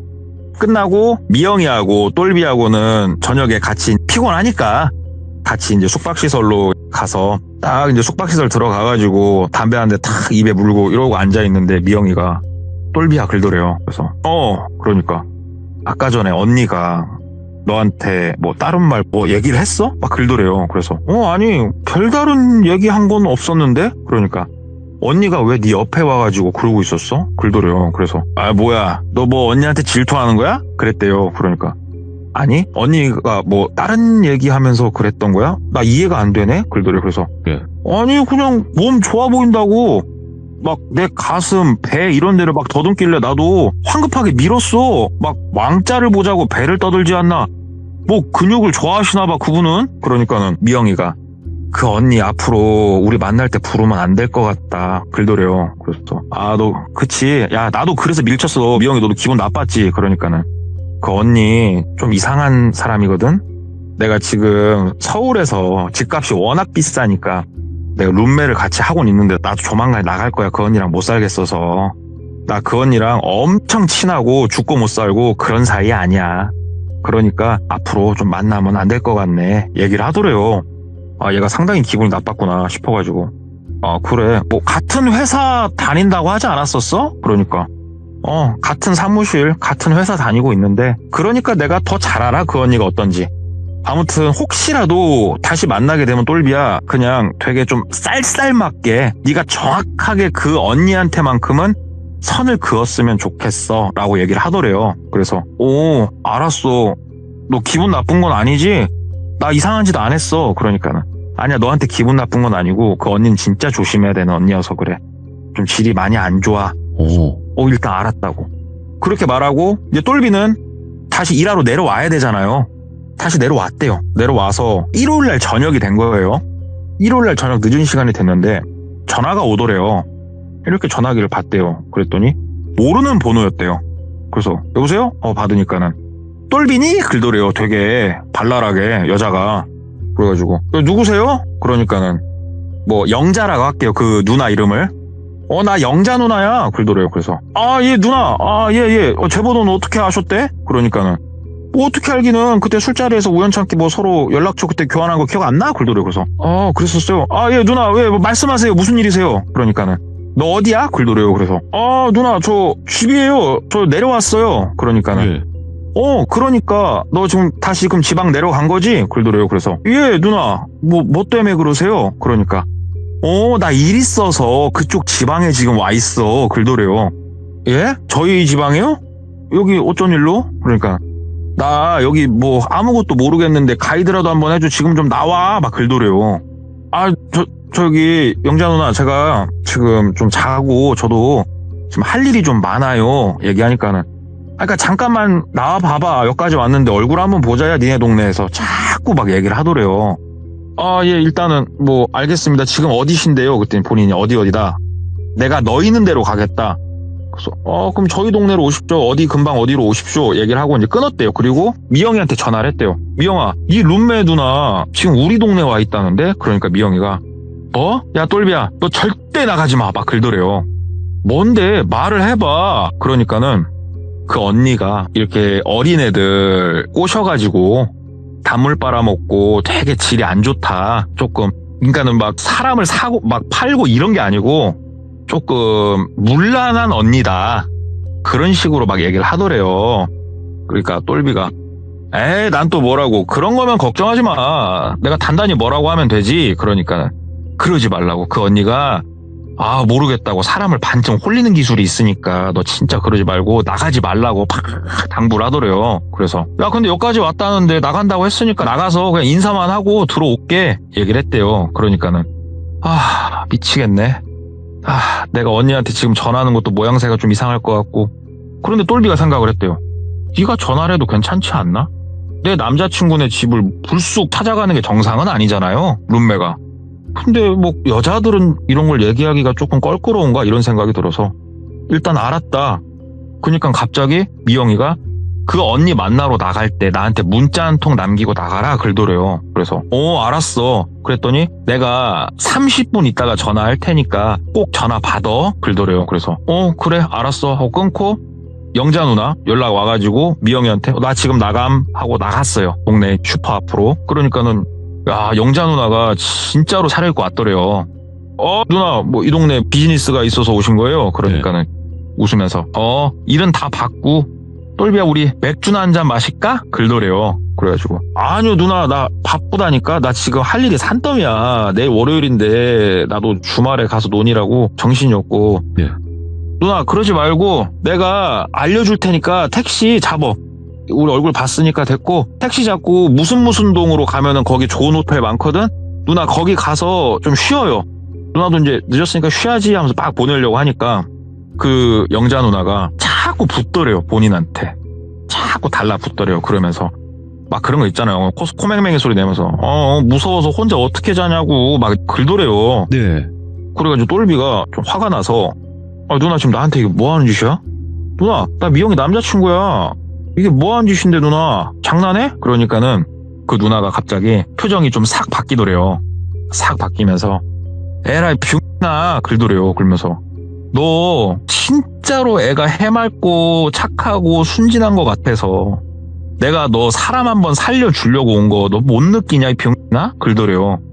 누나 그게 무슨 말인데? 그러니까 누나가 옆에 야 호프집 없어? 들어가서 뭐 맥주라도 한잔 하면서 내가 얘기를 해줄게 그러더래요. 여기서 그냥 하시라고. 그러니까 끝끝내 들어갔대요. 그냥 동네 호프집을. 들어가서 이제 조금 앉으니까 바로 전화가 오더래요. 미영이가. 미영아 받으니까 언니 보냈지? 그러더래요. 그래서 아니 나 뭐 좀 할 얘기가 있어 따끔하게. 그러니까는 내가 좀 이따가 전화할게. 그랬더니 아니 그냥 집에 들어가. 그 언니 보내고 너 왜 그 언니를 네가 만나고 있어? 이거 또 웃긴 거잖아. 막 그러더래요. 똘비가 안 그래도 곧 갈 거야. 내가 연락할게 하고 끊었대요. 전화를. 그리고 이제 500 한 잔씩 시켜갖고 딱 놓고 누나 뭐 하실 말씀이 뭔데 한번 해보세요. 나 빨리 들어가야 돼. 미영이 지금 또 전화 왔어. 그러니까는 쓱 쳐다보더래요. 미영이 전화 왔지. 나 만나지 말라고 그러지. 나에 대해서 뭐라고 그러든 내가 너 잡아먹을 거라고 그러디? 그러더래요. 그래가지고 아니 뭐 그런 건 아니고 뭐 여자친구 입장에서 신경 쓰일 수 있잖아요, 누나. 이거 누나가 선을 넘는 거지. 얘기를 했대요. 그러니까는 콧방귀를 팡 끼면서 그 구미호 같은 년이 그렇게 얘기를 해? 글도래요. 그래서 뭐라고요? 그러니까는 너 지금 미영이를 너 미영이 어디서 만났니? 글도래요. 미영이요? 뭐 알잖아요. 강남고속버스 터미널에서 만났잖아요. 얘기를 하니까는 예. 그날 미영이가 거기 왜 서 있었을 것 같니? 글도래요. 예. 미영이가요? 글쎄 뭐 그때 일 있다고 했는데 회사 일 때문에. 그러니까는 막 박장대소를 하더래요. 아니야 병나 걔 거기서 남자 꼬시려고 서 있었던 거라고. 글도래요. 예? 아니 무슨 남자를 강남고속버스 터미널 화장실 앞에서 꼬셔요 누나. 말이 되는 소리를 해야지. 그러니까는 너 미영이랑 헤어져라. 응? 누나 안 만나도 돼. 누나가 뭐가 아쉽다고 널 꼬시러 왔겠니. 나는 그냥 네가 불쌍해서 미영이하고 널 좀 찢어놓으려고 좀 그렇게 보였을 수도 있는데 너 미영이 만나지 마. 너 그러다가 너 죽어. 글도래요. 그래서 아니 내가 왜? 그러니까는 미영이 걔는 돈 빨아먹고 이런 애가 아니야. 걔 진짜 옆에 있으면 사람 죽어. 걔 옆에 있다가 애들이 몇 명 죽어나간 줄 아니? 너 진짜 걔 무서운 애야. 걔 돈 앞에서는 아무것도 보이는 게 없는 애라고 얘기를 하더래요. 똘비가 참 누나 무슨 말씀을 그렇게 하세요? 나 진짜 기분 나쁘네. 나 이제 갈게요. 나 가요 하고 일어났대요. 그러니까 갑자기 그 누나가 똘비 팔목을 딱 잡더래요. 딱 잡으면서 미영이가 갑자기 여행 가자고 하면 조심해라. 꼭 그럴 때 없어지더라. 응? 그리고 너 미영이 허벅지 봤지? 글도래요. 아니 뭐 그런 걸 물어보세요? 그러니까는 걔 허벅지에 있는 장미꽃 문신이 그 개수가 뭘 뜻하는지 넌 정말 모를 거야. 조심해 하면서 손을 놔주더래요. 바로 집에 왔대요. 집에 와가지고 미영이한테 전화를 했대요. 미영아, 네 룸메 누나, 영자 누나, 저 제정신 아니네. 어? 저거 완전 미친이네. 막 이렇게 얘기를 했대요. 그러면서 네가 뭐 사람을 잡아먹고 돈 앞에서는 뭐 사람을 죽일 수도 있는 거고 네 허벅지에 있는 그 장미꽃 문신 개수가 뭘 뜻하는지 아냐고 나한테 막 그런 말을 하는데 야, 너 저런 사람하고 어떻게 같이 사냐 한 집에? 미영아 너 그 집에서 나와. 너 이거 진짜 위험하겠다. 막 얘기를 했대요. 그러니까 미영이가 막 화를 내더래요. 그러니까 만나지 말라고 했잖아. 그 미친 뭐더러 만나 하면서 진짜 생각할수록 미치겠다. 그 언니는 진짜 있으라고. 나 이 집에서 나가고 그 언니랑 내가 관계를 끊겠다고 하면서 막 본인 스스로가 막 화를 내더래요. 미영이가. 진정하라고. 진정하고 당장이라도 방 빼라고. 다음 주에 올라가서 얼굴 보자고. 그렇게 그날은 끝이 났답니다. 그리고 그 다음 주, 그 다다음 주 매 주마다 올라가서 미영이랑 노는데 이제는 그 언니에 대한 이야기도 하지 않았고 방도 뺐다고 했고 술자리에 나오지도 않았고 그냥 잊혀져 가는 것 같았대요.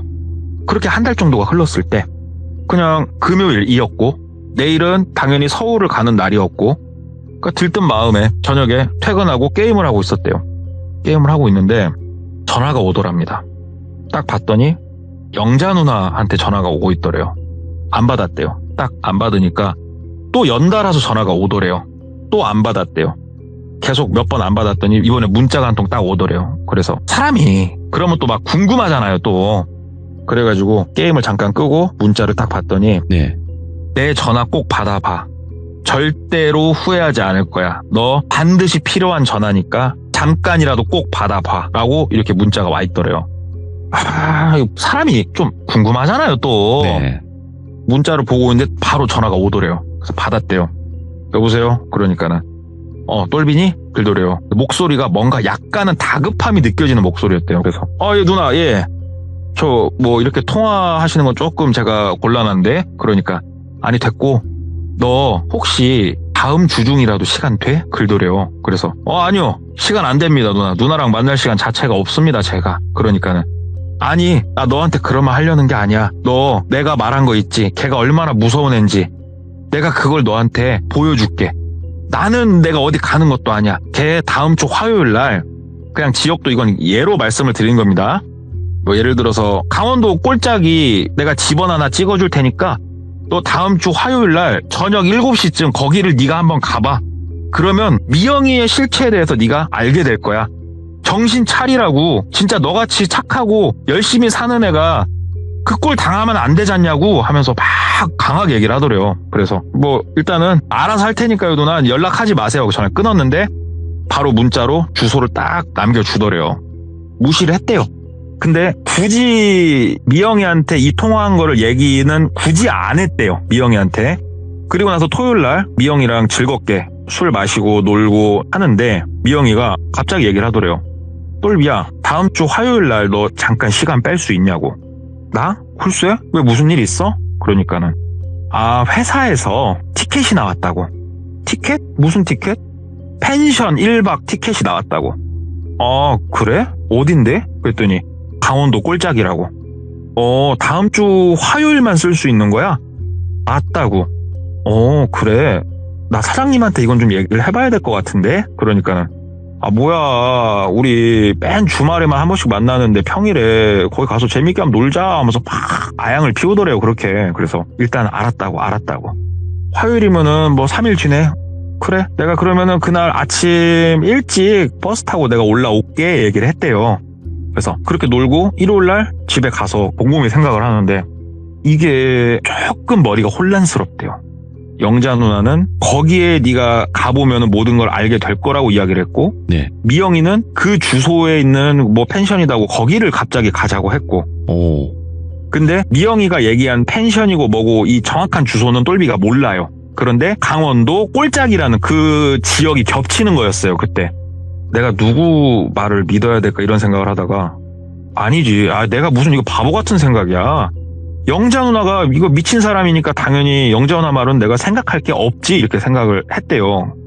그래 미영이랑 놀러 가야지 하고 월요일날 저녁이 됐어요. 월요일날 이제 퇴근을 좀 늦게 했고 네. 씻고 하면 늦으니까 차라리 자고 화요일날 아침 일찍 차를 타고 올라가자라고 생각을 하면서 저녁에 딱 자려고 누웠는데 야 이게 사람이 머릿속에서 떠나질 않더래요. 그래서 그때 시간이 진짜로 본인이 1시도 넘었던 걸로 기억을 한다는데 막 영자 누나한테 전화를 했대요. 그 늦은 시간에. 영자 누나가 받더래요. 그래서 누나 저번 날에 나한테 알려준 그 주소는 뭐예요? 얘기를 했대요. 그러니까 영자 누나가 거기 가보면 알 거라고. 거기 가보면은 네가 다 알게 될 거라고. 그래서 똘비가 얘기를 했대요. 거기 뭐 회사에서 운영하는 뭐 그런 게 있는 거예요? 그러니까는 뭐 그렇지. 거기 뭐 펜션입니까 누나? 그러니까는 가보면 알 거야. 약간 뭐 비슷하기도 하고 아니기도 한데 가보면 알겠지. 가보면 모든 걸 알게 될 거야. 얘기를 하더래요. 그래서 미영이도 그곳을 알아요? 미영이? 미영이도 알겠지. 같은 회사를 다니는데. 가보면은 뭔지 너 다 알게 될 거야. 이렇게 얘기를 하더래요. 그래서 회사면은 그날 미영이가 거기에 뭐 출장 약속이 잡혀 있는 거예요? 그러니까 영자 누나는 그건 또 아니래요. 영자 누나는 아니다고. 그날 미영이가 거기에 출장이 있는 게 아니다. 그냥 가보면 안다는 식으로 계속 얘기를 하더래요. 그래서 일단은 알았다고. 뭐 그냥 혼자 생각이 많아 전화했다고. 편히 쉬시라고 끊고 일단은 버스를 타고 다음날 올라간 거예요. 그래서 미영이 만나가지고 미영이가 차가 있었으니까 미영이 차를 타고 강원도 꼴짝이란 곳으로 이동을 했대요. 그러면 미영이가 모르겠습니다. 우리 서울 사시는 분들은 강원도 정도는 내비를 뭐 안 찍고 다니시는지 모르겠는데 그냥 제 생각에도 강원도를 내비를 안 찍고 다니기는 힘들잖아요.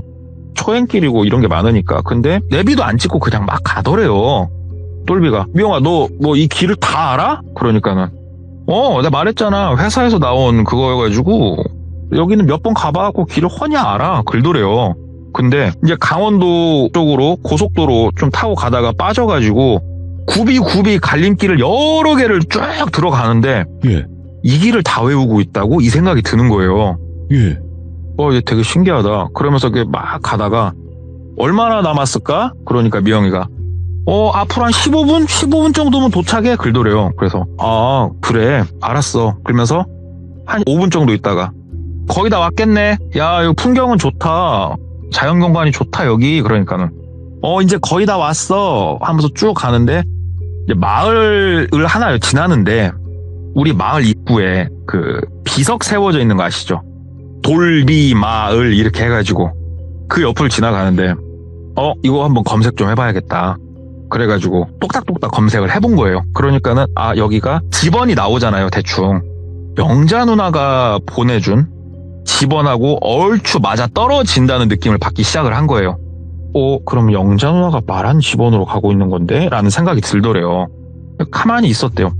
그리고 나서 목적지에 도착을 했는데 목적지가 조금 뭐라고 해야 될까? 약간 모텔 같은 그런 건물이었대요. 펜션은 절대 아니었대요, 이게. 그냥 되게 오래되고 허름해 보이는 모텔 같은 그런 건물이었는데 그것도 되게 뜬금없이 산속에 있는. 오. 뭐 전기랑은 들어오고 있는 것 같았고.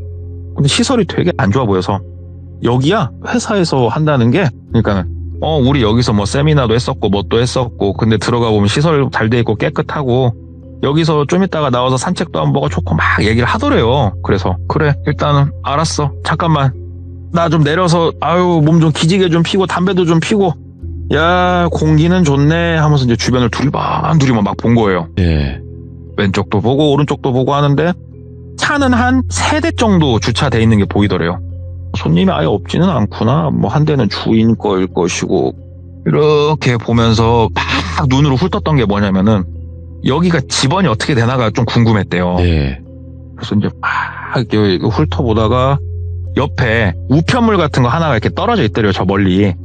그래가지고 담배 피면서 여기저기 보는 척 하면서 그 우편물 쪽 봤더니 좀 오래전에 떨어졌나 막 물에 젖었다가 말랐다가 반복하면 노랗게 되잖아요. 이제 그렇게 돼 있는 우편물이었는데 집원이 보이더래요. 그래서 이렇게 집원을 봤더니 강원도 꼴짝이 뭐 돌비면 이렇게 써있더래요. 그래서 네. 핸드폰을 이렇게 보니까 영자 누나가 말한 그곳이더래요. 여기가 뭐 이런 경우가 다 있지?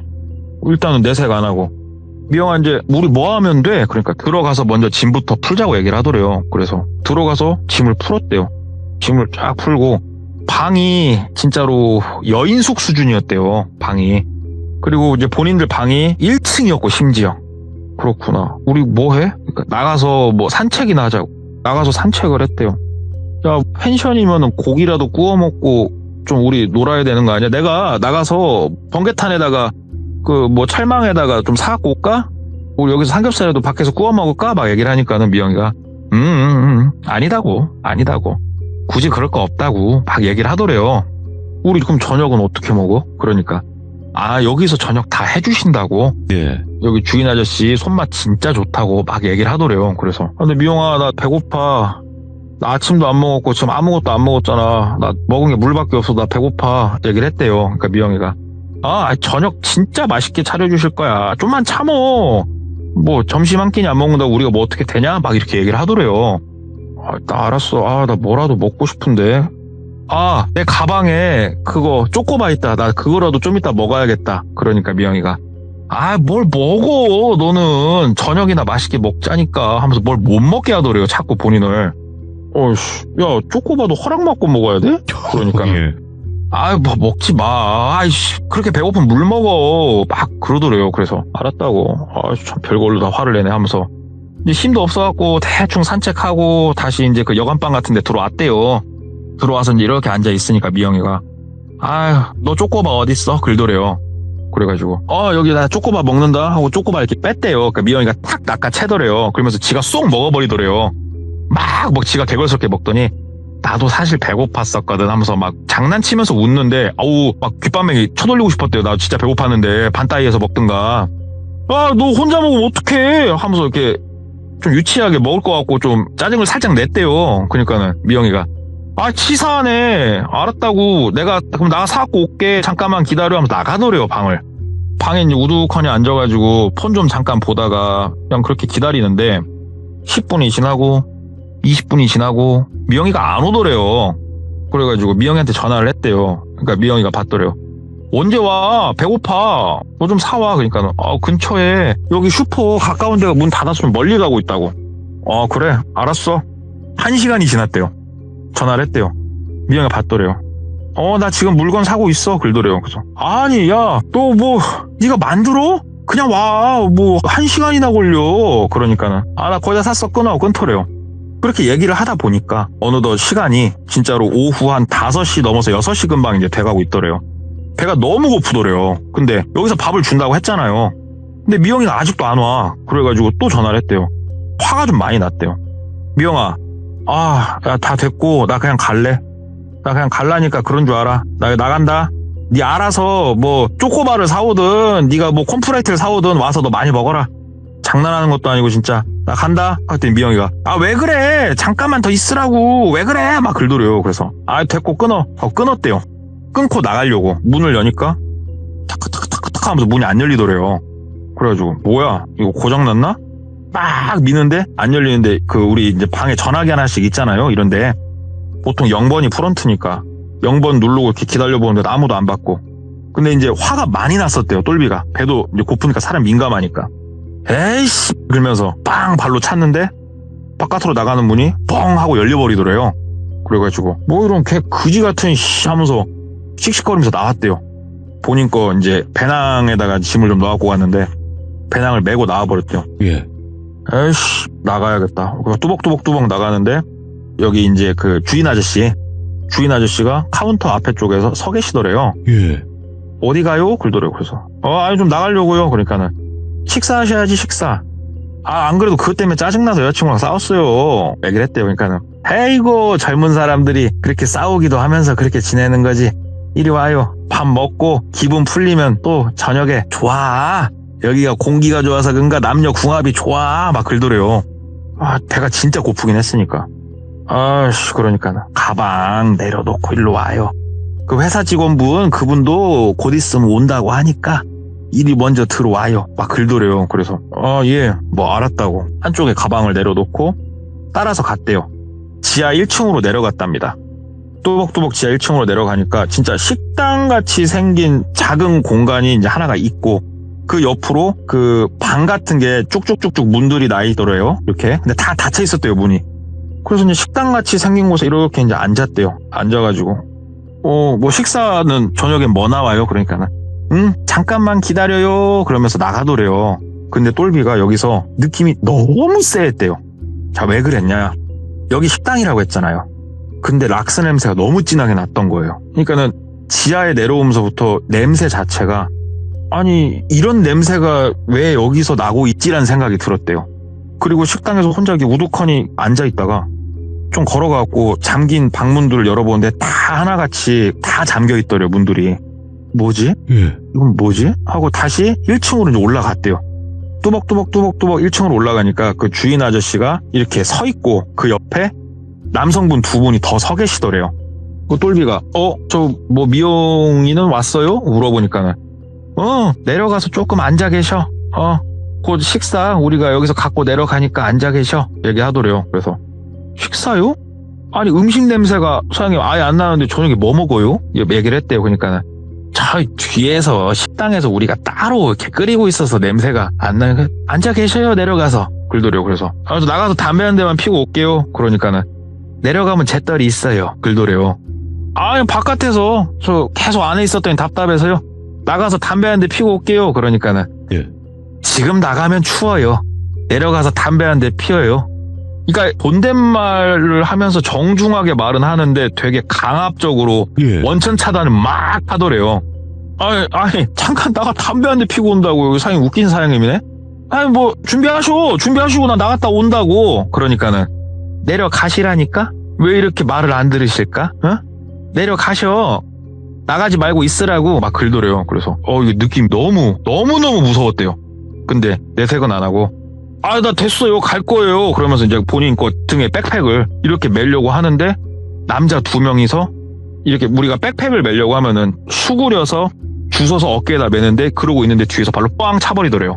세게는 아니고. 그러니까 본인이 굴렀대요. 떼굴떼굴 딱 구르니까 아이고 막 긁더래요. 그 주인 아저씨가. 그러면서 나머지 사람 두 명을 잡는데 주인 아저씨가 자꾸 아이고 하는 이유를 알게 된 거예요. 거기서. 야 얘는 누구 거냐? 긁더래요. 뭔 소린가 했대요. 그러니까는 쉬운 얘기로 미영이 거냐 영자 거냐 묻더라는 거예요. 공교롭게 이날 이 여자 둘이 똘비를 이 장소에 보낸 거예요. 지금. 근데 락스 냄새나 이런 것들 머릿속에서 그려지는 건 뭐였냐? 예. 뭔가 내가 잘못될 수도 있겠구나. 내가 어디론가에 모든 게 팔려 나갈 수도 있겠구나. 막 이런 두려움이 막 몰아치더래요. 그죠. 당신들 뭐냐고 막 얘기를 하니까는 우리는 좋은 일 하는 사람들이라고. 너 구원받는 거라고. 그 얘기를 하더래요. 제가 그래서 사입 얘기를 했던 거예요. 돌배님한테. 구원? 예. 구원 얘기를 하더래요. 너 미영이, 영자 이름을 얘기를 해버리더래요. 그러면서 누가 너를 여기 보냈는지가 그래서 중요하대요.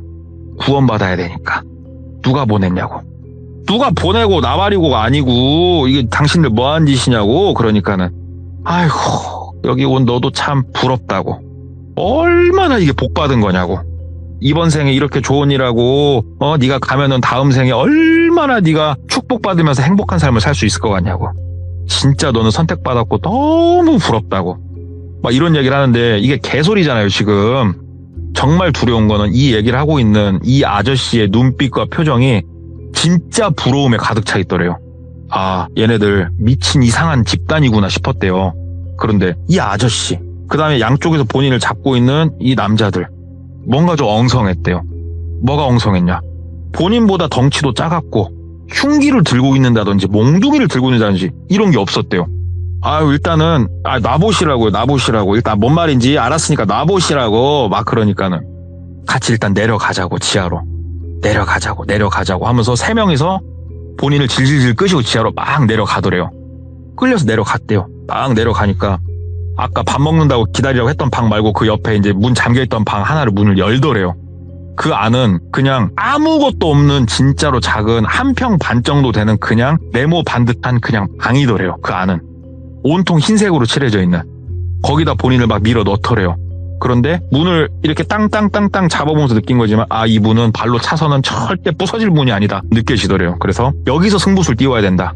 그래가지고 온 힘을 다해서 그냥 코를 때리고 머리로 찍고 막 했대요. 거기서 온 몸부둥을 치면서 옆에 두 사람을 막 찍고 악 소리 나자마자 1층으로 뛰어서 올라가기 시작을 했대요. 그러니까 아저씨가 엄청 당황하더니 그런 말이 아직도 귀에서 맴돈대요. 어머머머머머머머 째봐 글더래요. 그러니까 말투가 조금 정체성이 의심되게 느껴지는 그런 말투였대요. 그 상황에서도. 그러니까는 옆에 쓰러졌던 누군가가 이제 부시시 막 일어나면서 바닥 딛는 소리 들리고 무서워가지고 일단은 바깥으로 나가는데 문도 안 잠궈놨더래요. 그냥 꽥 하고 열고 나가니까 그 아까 주차장 허벌판이더래요. 그래가지고 막 뛰어서 나갔대요. 막 뛰어서 일단은 길가 쪽으로 이제 막 나가는데 여기서 너무 소름이 돋았던 거는 이 바깥쪽 길가 쪽에서 막 이쪽 꺾어져서 들어오는 그 초입에 미영이 차가 주차가 돼 있더래요. 그리고 그 차 안에 미영이가 타 있더랍니다. 본인을 딱 보더니 황급하게 시동을 걸더래요. 미영이가. 똘비가 막 달려갔대요. 미영이 차 있는 대로. 그러니까 미영이가 갑자기 이제 시동을 왱왱왱 뭉 걸자마자 기아를 뒤로 빼고 악셀을 좀 밟는 것 같았는데 그 아시죠? 속도가 조금 붙어야 차 문이 착 하고 잠겨요. 네. 속도가 붙기 전이어서 다행히 그 전에 차 문을 잡고 당겼더니 이제 문이 열린 거예요. 운전석 문이. 똘비가 너무 화가 났대요. 그래가지고 미영이 머리 끄댕이를 잡고 바깥으로 끄집어 빼버렸대요. 끄집어 빼버리고 거기서 막 뭔 미친 막 욕을 한 바가지를 퍼 부수면서 일단 후진기어가 넣어졌으니까 차가 떼굴떼굴 굴르잖아요. 예. 똘비가 탄 거예요. 차를 딱 타고 바로 그냥 쐈대요. 막 쏘면서 이제 가다가 이제 한쪽에 차를 세워놓고 보니까는 어디에 떨어졌는가 주머니에 핸드폰도 없고 아무것도 없더래요. 가방은 저 안에 있고 아이씨 이거 어떻게 해야 되나 하면서 일단은 여기는 쟤네들이 모를 것 같기도 하니까 하면서 우리 뭐 이제 팔걸이 그 다음에 앞에 글로브박스 다시방 이런 데를 막 열어서 보는데 거기서 한 번 더 사입이라는 거를 확신을 하게 됐대요. 마치 교회에 가면 주말에 A4 용지에다 이렇게 써서 주잖아요. 오늘의 순서하고 뭐 찬송가 뭐 있고 막 이런 거 주잖아요. 이런 식으로 돼 있는 A4 용지가 다시방에 가득하더래요. 날짜별로 막 있어가지고. 근데 그 내용을 이렇게 보면은 오늘의 말씀에서 이렇게 딱 보면은 이 내용들이 정상은 아니구나. 내 목숨을 바쳐서 구원받는 방법. 뭐 사이비 중에서도 고위 관료를 위해서 나를 희생하는 방법. 와. 이런 것들에 대한 오늘의 설교 제목이죠. 그런 것들이. 막 그런 것들이 나오더래요. 그래서 아니 얘네가 진짜 단단히 미친 뭔가가 있구나라는 생각을 했대요. 거기서. 그래서 일단은 차를 막 몰고 그냥 발 닿는 대로 갔대요. 일단은 기름은 꽤나 있어가지고 이정표를 보면서 최대한 이제 큰 도시로 막 향했대요. 그래가지고 서울까지 들어왔답니다. 그래가지고 친구 한 명이 서울에서 개인 장사를 하고 있었는데 그 친구 가게를 또 어떻게 찾아갔대요. 다행히 그 친구가 아직 문은 안 닫았고 야 친구야 얘기를 하니까는 네가 이 시간에 어쩐 일이야. 친구야 나 밥 좀 줘 얘기를 했대요. 그러니까 친구가 밥을 주고 밥 먹으면서 막 얘기를 했대요. 이래저래 해가지고 야 나 이거 죽을 뻔봤다 뭐 생똥을 쌌다 막 얘기를 하니까 야, 이거 신고해야지 막 글들여요 친구가. 그래가지고 야 근데 잠깐만 핸드폰이 없어갖고 나 거기 주소가 뭔지를 모르겠어.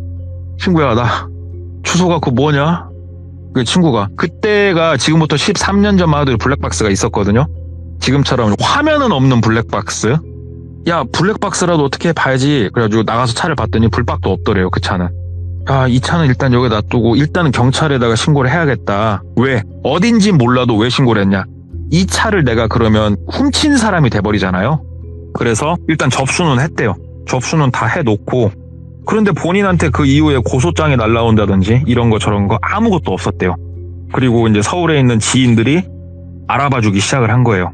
근데 똘비가 네. 돌이켜 생각을 해보니까 몇 달간 만나면서 미영이가 그 언니랑 살고 있는 동네가 무슨 동네인지도 모르겠고 회사를 다닌다고는 했는데 그 회사가 뭔지도 모르겠고 아는 게 없더래요.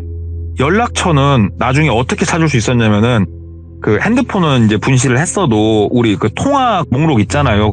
통신사 요청해서 네. 깰 수 있는 거. 그걸 통해서 아 맞아 전화번호 이거였지 하고 전화를 해보는데 전화번호 없는 번호 나와버리고 알아보는 데까지 알아보자 하는데 서울에서는 도무지 답이 안 나오더래요. 그러다가 어디서 실마리가 나왔냐면 본인이 살고 있는 지방에서 실마리가 나오더랍니다. 미영이가 원래 본인이 살고 있던 지방에서 같이 있었잖아요. 내려와서 여기저기에다가 막 좀 얘기를 했죠. 나 이래저래 해서 죽을 뻔하다 살았고 지금 뭐 이거 수사 들어갔고 막 얘기를 하고 하니까 한 명이 어떤 형이었는데 그 형이 얘기를 하더랍니다. 혹시 너 예전에 내가 너 걔랑 만나고 있을 때는 네가 결혼한 사이와 똑같다고 그러고 애도 만든다고 그러고 그래서 내가 얘기를 안 했는데 하면서 얘기가 한번 나온 거예요. 예. 걔네 사이비가 맞다고. 무슨 사이비인데요? 그러니까 나도 거기를 안 다녀서 모르지. 근데 하나 확실한 게 있다고. 뭔데요? 자기보다 직급이 높은 사람이 부르면 무조건 저녁에 나가서 그날 저녁은 그 사람의 아내가 돼야 된대요. 그러니까 저녁에 막 기어 나갔던 거예요. 그리고 그 안에서 수익을 내줘야 된대요. 돈을 갖다 계속 줘야 되는데 그 방법이 여러 가지가 있답니다.